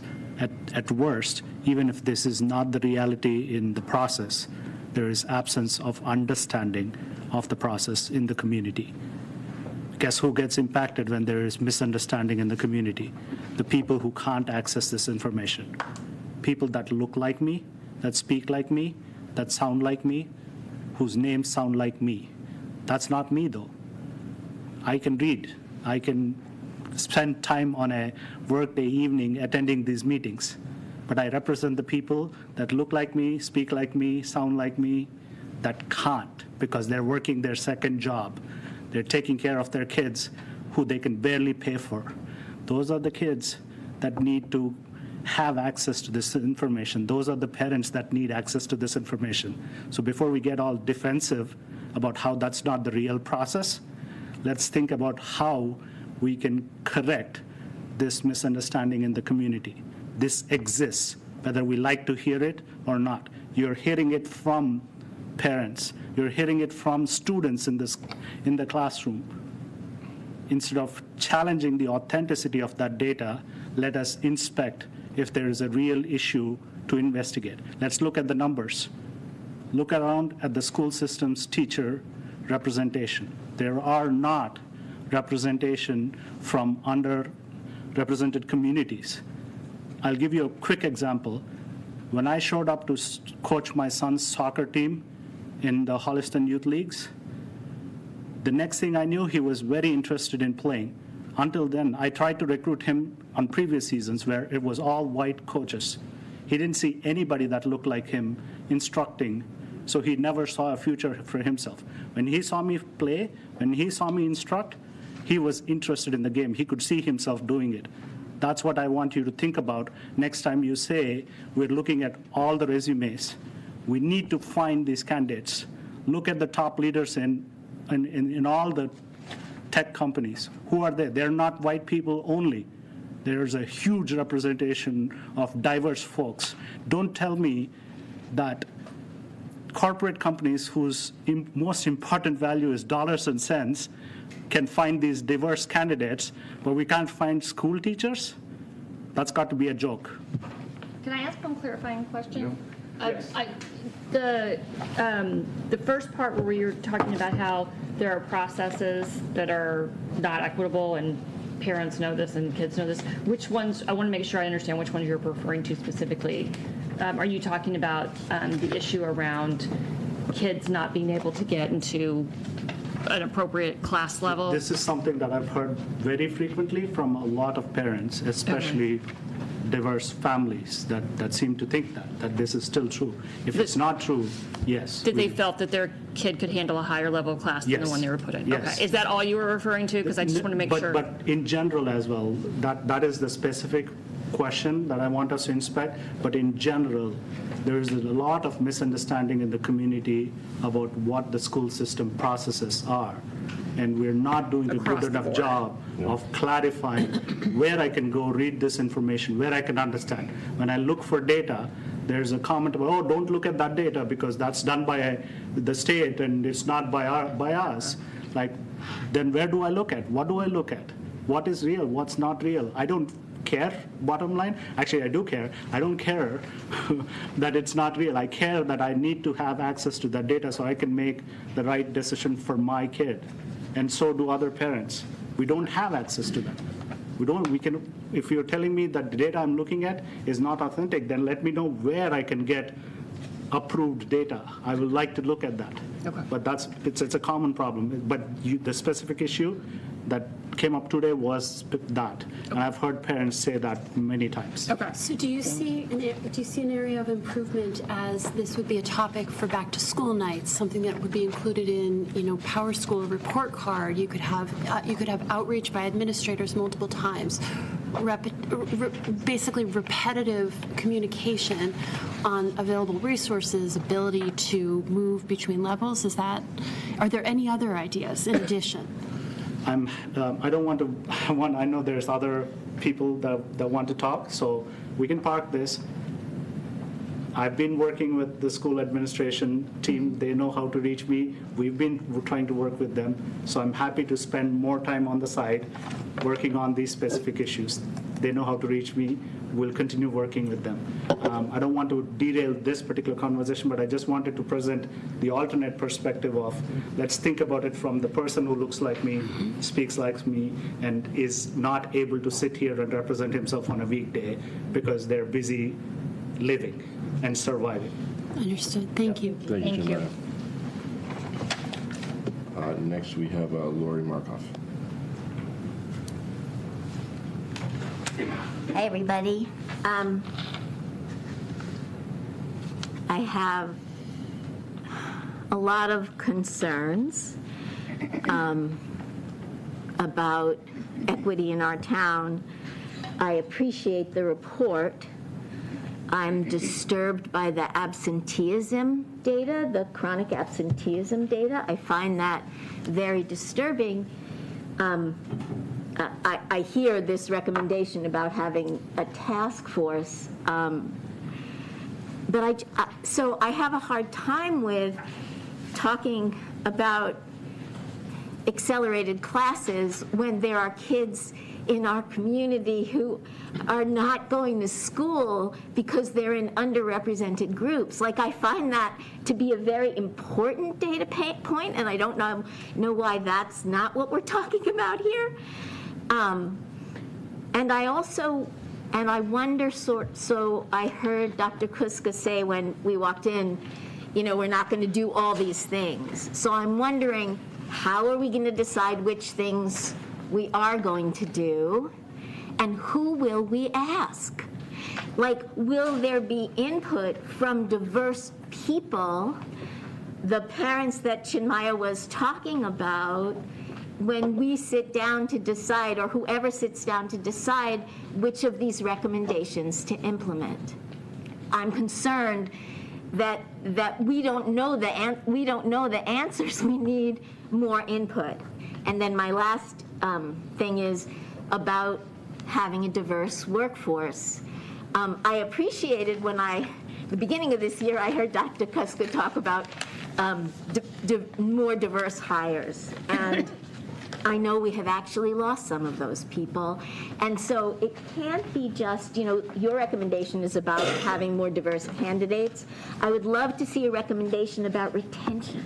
How do you retain a diverse workforce? Because we managed to get some, and then we're not supporting them right, or I don't know what. They don't feel safe in our system, I don't know. But I want us to look at that, and I want us, I appreciate all the work that everybody is doing, and I hope we can really take in this report. It's not perfect, and look for the things that we see there that are of real concern and do something about them, and not just argue about, is it this or is it that? So that's what I want to say. Thank you. Quickly address her first question. Sure. I mean, I think that's really why we do want to develop a steering committee that is reflective of the community. We haven't identified, we're still digesting what the makeup of that committee, but we certainly want to have voice from the community. And I also think we'll likely add some surveys again, and maybe some potential focus groups to bring into that, similar to what we did with the strategic plan.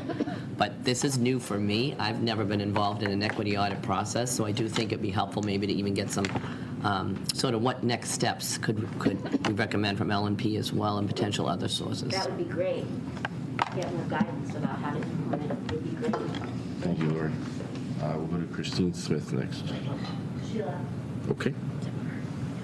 And then I apologize. Is it Kevin? 21 Shaw. Sorry. Yeah.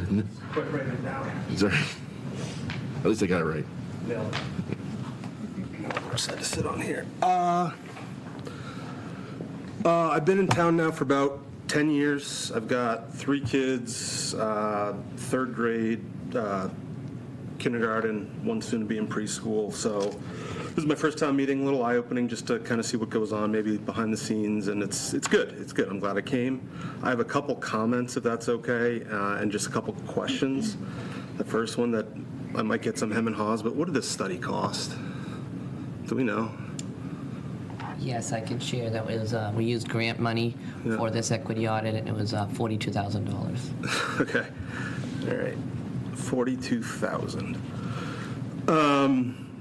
Thank you for taking the time to go through all this. I sit in presentations for a living. I give presentations for a living. I wasn't expecting to just be read the exact presentation that I read last night.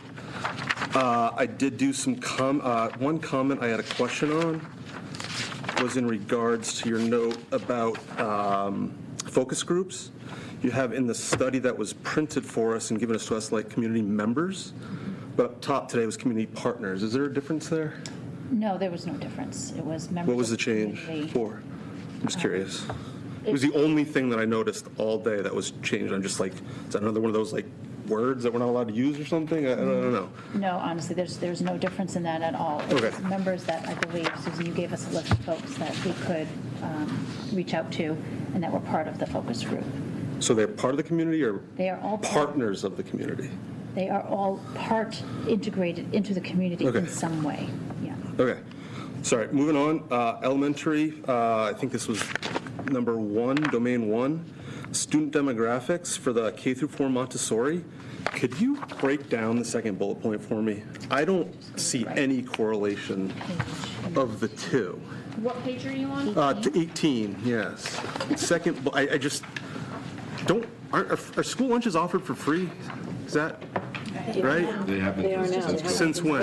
Since COVID. During and after COVID, it's continued. And now it's state law. Okay, so in 2021, 9 students on the reduced free lunch plan. So what does that have to do with anything? It's free for everybody, whoever wants to participate. It is now. We would But that's 2021. So let me just clarify, we still have to collect data of who would be eligible, even though all kids can get it, there is still, the state still Okay, collects so data. eligible is a big missing word there, We can right? That's it, for a Yeah, report like this, it's based on There is free data? lunch for everybody, but they do So, collect but why are we that. using that as a data point? I can't speak to that. But then how does that, Are we sure this is the eligible people, not the people that have actually applied for it? Because how do we know? yeah, nobody, you track our finances? You have to self-identify.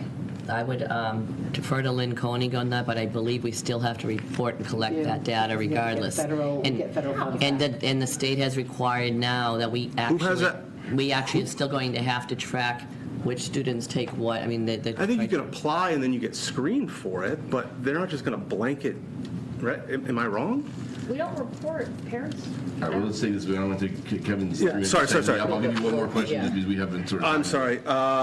I mean, we can just continue on that, because then it continues with, similarly, in the 3rd and 4th Montessori program, we're on the reduced, 2021, 6 students were classified as English learning leaders. English language learners. I'm struggling here. We're enrolled, like, what's the similarity between limited English proficient and people who checked a box for free lunch?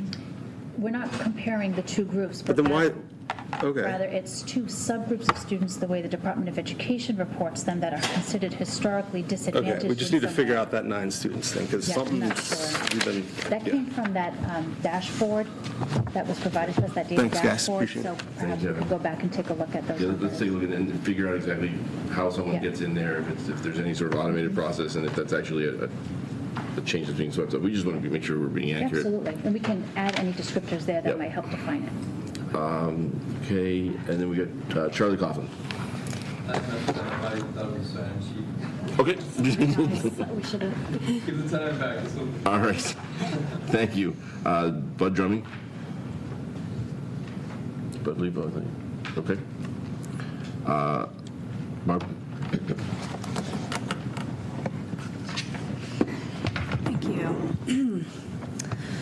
Thank you for your presentation tonight. Thank you for the work that you did. I'm not hearing myself. This is, okay, got it. I have a couple questions about methodology. The three questions that you have that you intended to answer with this audit, how did you determine the questions that you intended to answer? So when we were commissioned to do this, we met with central office staff and tried to gather a better understanding of what they were hoping to gain from this equity audit based on the strategic plan. So there were several sections of the strategic plan that were named, and so this equity audit was designed to build off of that strategic plan. So those questions came out of the conversations that we had with folks here in the district before even beginning any kind of data analysis or any stakeholder interview input process. That came out of conversations. Okay.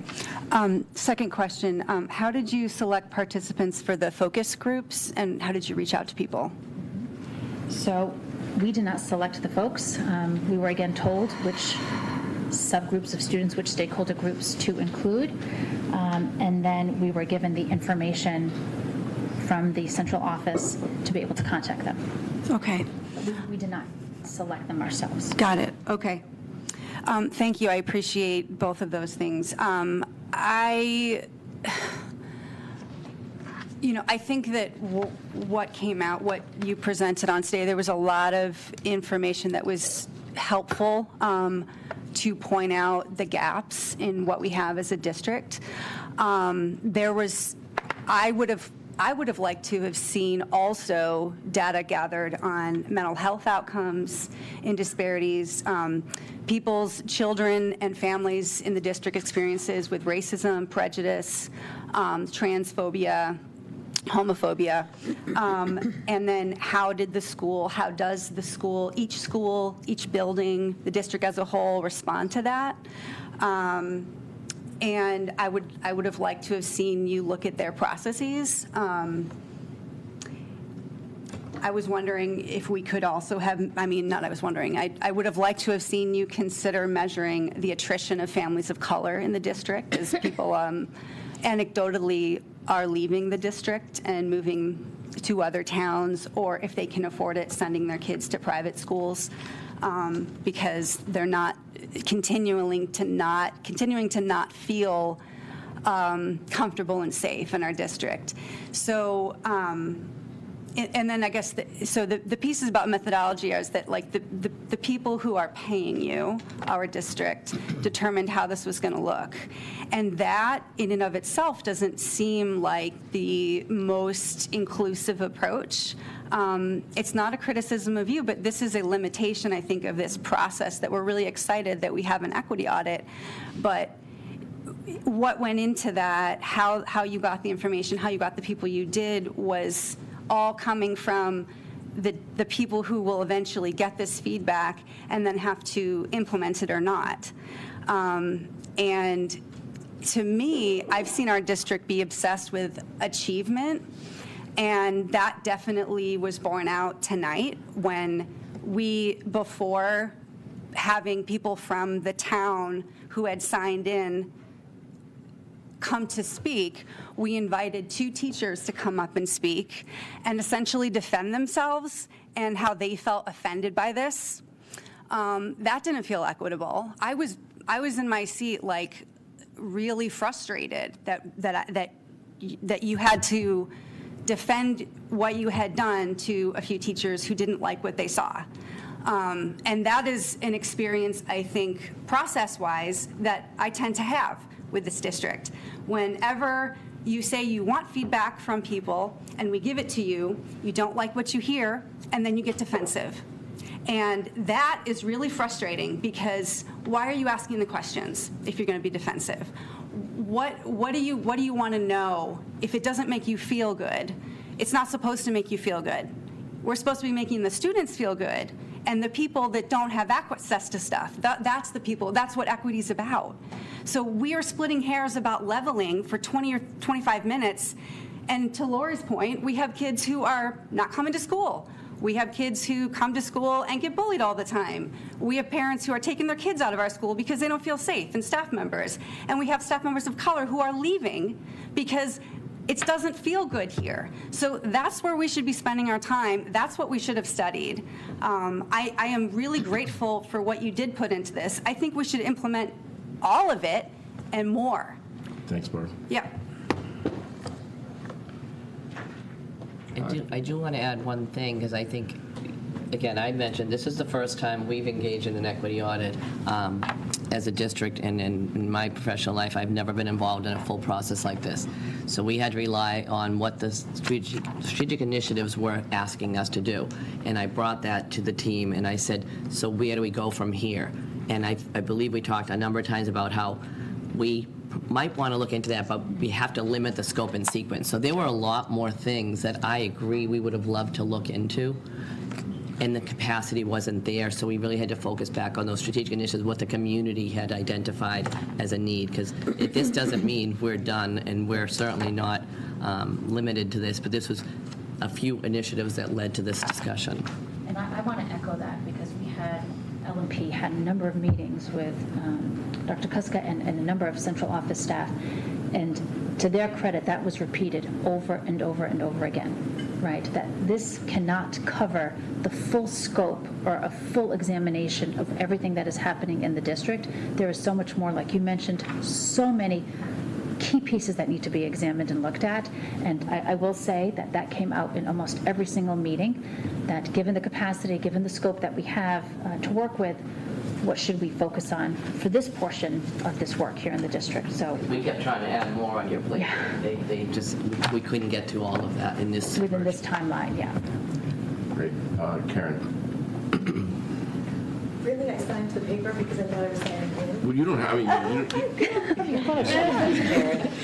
But I do want to, not to go back to leveling, but just because I want to, I think Lisa had a question, or you made a comment about elementary school leveling and how we differentiate in the classroom. So I teach third grade.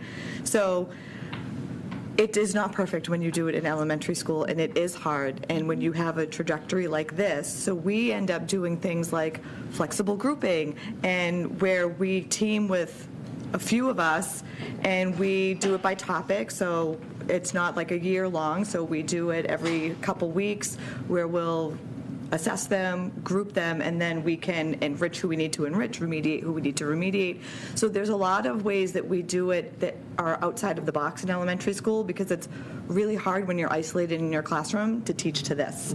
So I almost understand why when you get to high school, you have to have the kind of faster tracked versus kids that need a little bit of a slower pace. Yeah, so do you think what you do in an elementary classroom is repeatable in a high school classroom in terms of serving? Okay. No. And you have to understand, like, my kids age from high school to first grade.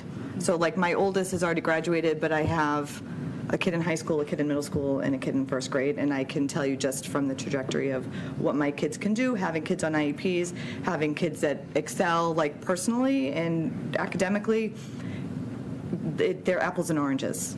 I know that, like, each kid needs to be able to get what they individually need, supports in place, so I get the whole, we need to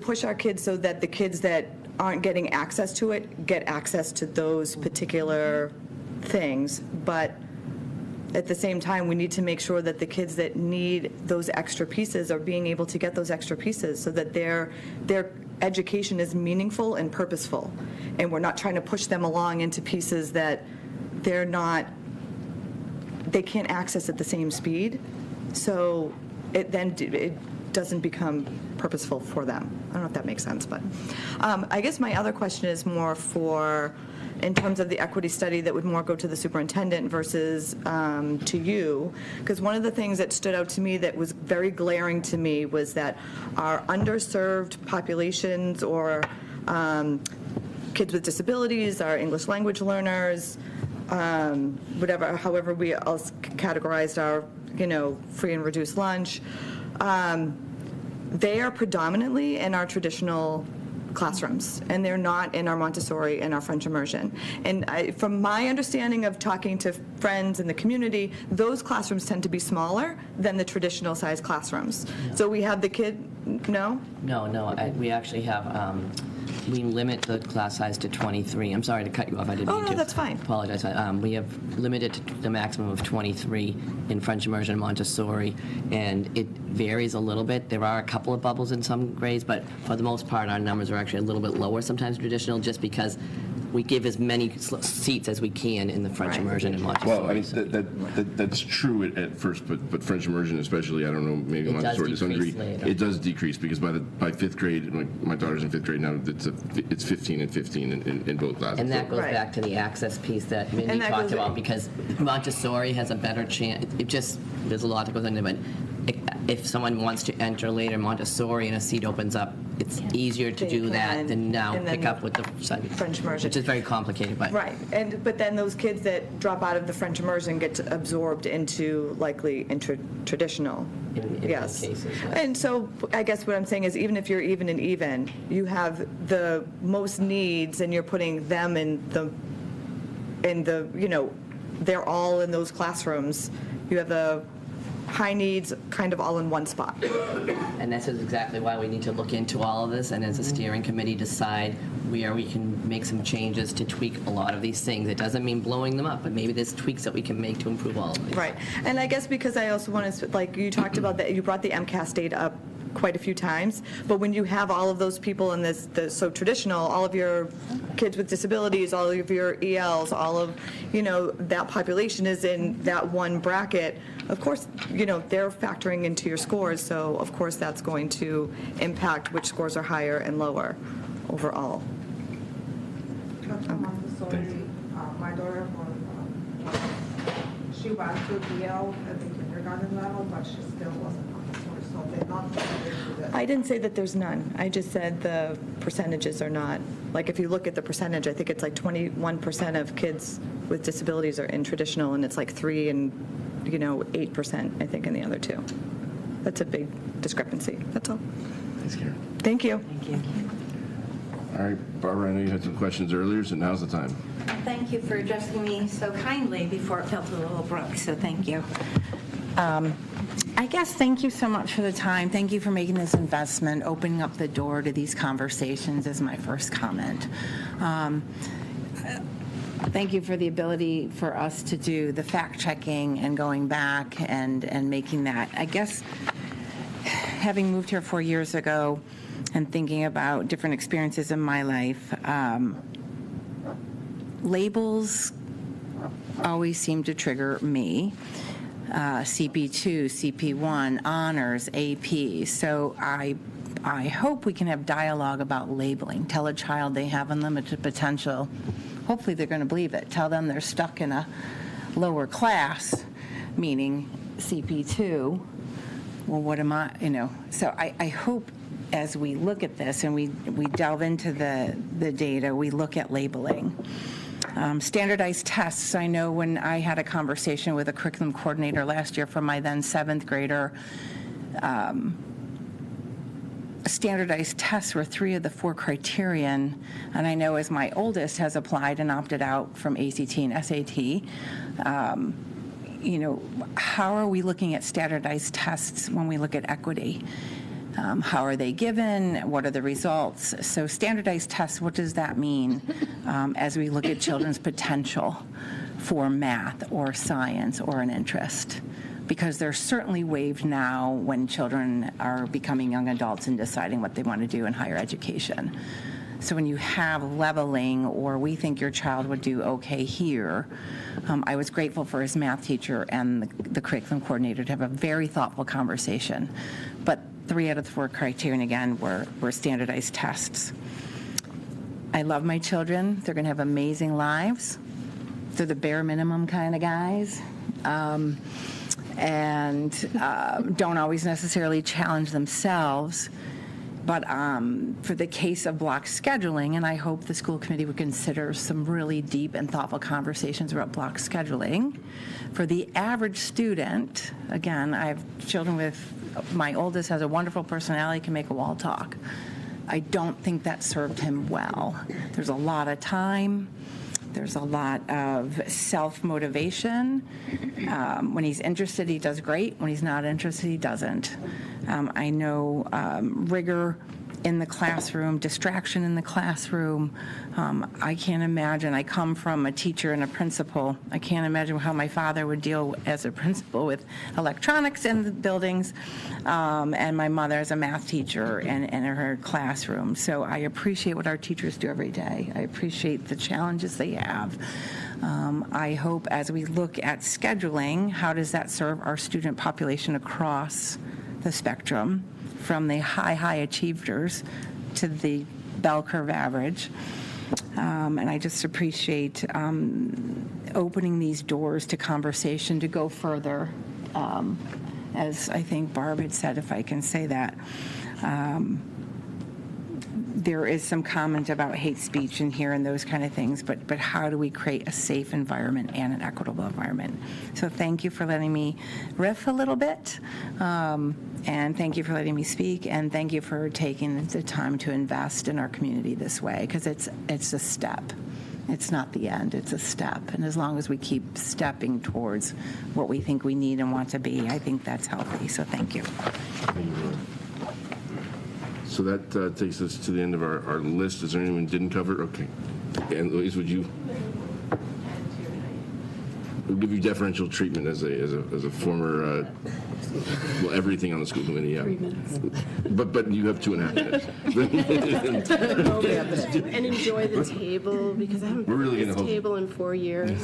So, I mean, Louise Hanstead, and a former school committee member for quite a while. I want to applaud the district for pursuing this. It is hard work, but it's really important work. It's like boiling the ocean.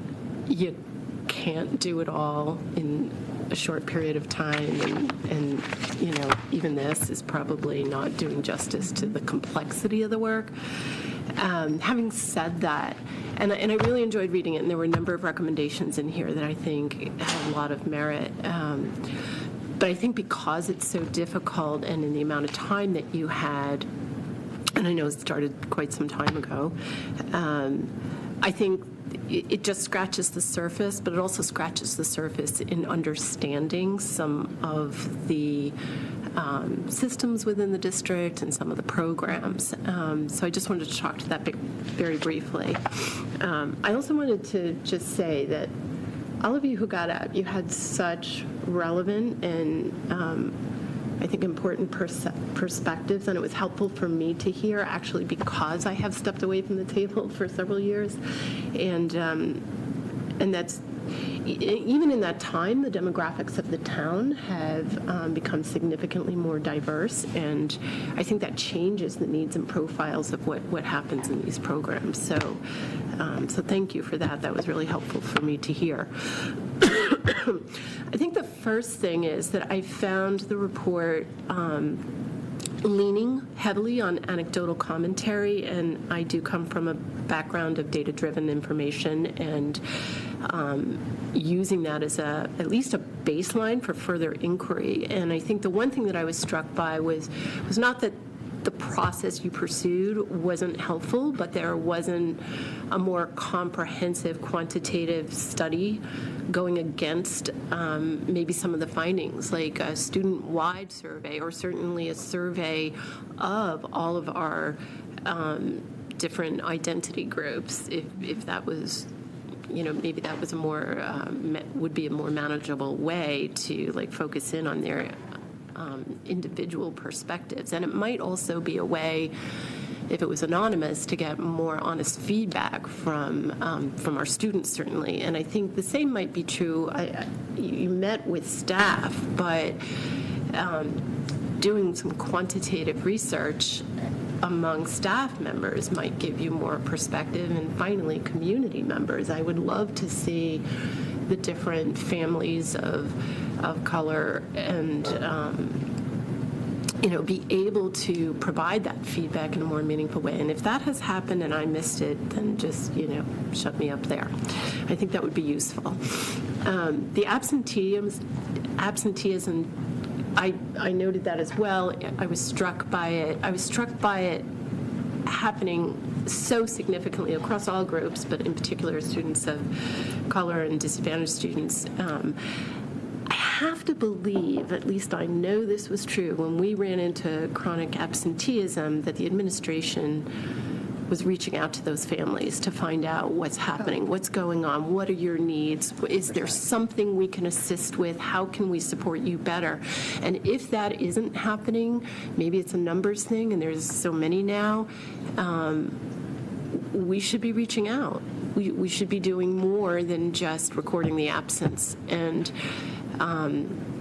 my guess is there is more happening even with the teachers, because I know often they try to find out what's going on through email, what have you. So that feels to me like something that there's some very short-term things that could be done there. Leveling, I think I'm going to say this. I agree wholeheartedly with a lot of the commentary I heard on this. I don't want to beat what's the phrase, beat a dead horse. I do think the goal here is to provide access and the supports for every student to be able to try what they want to try. And I'm saying this from an informed perspective. I'm a parent of 3 daughters. Girls tend to be, as they age, especially from 8th grade on,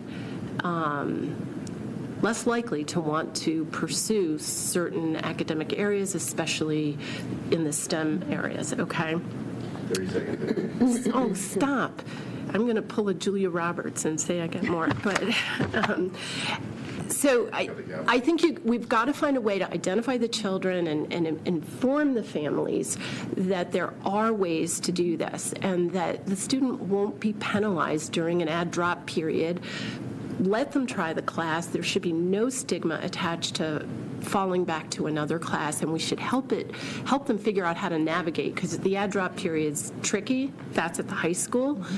And that doesn't even really exist so much. It should be navigable, okay? Okay, I got to say this on French. I'm sorry. I think the French immersion program in this port is not well understood.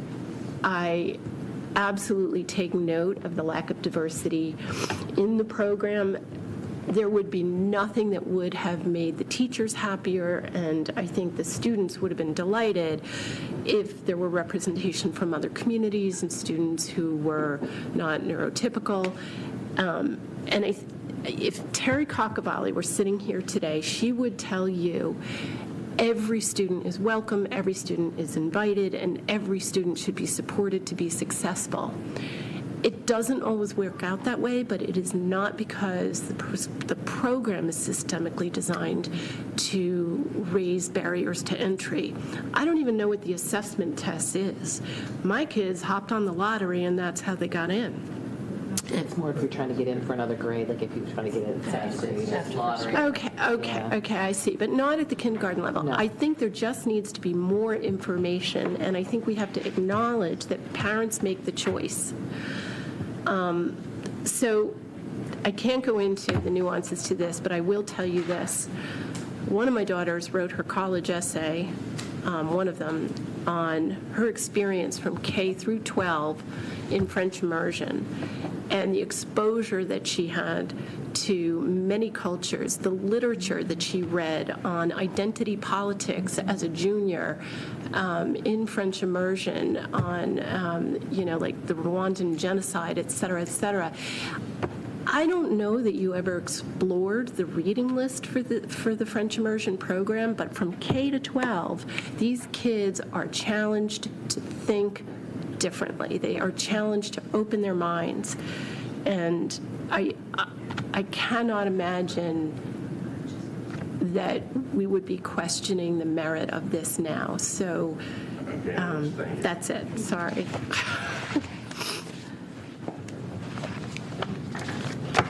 All right. Any further questions from the committee?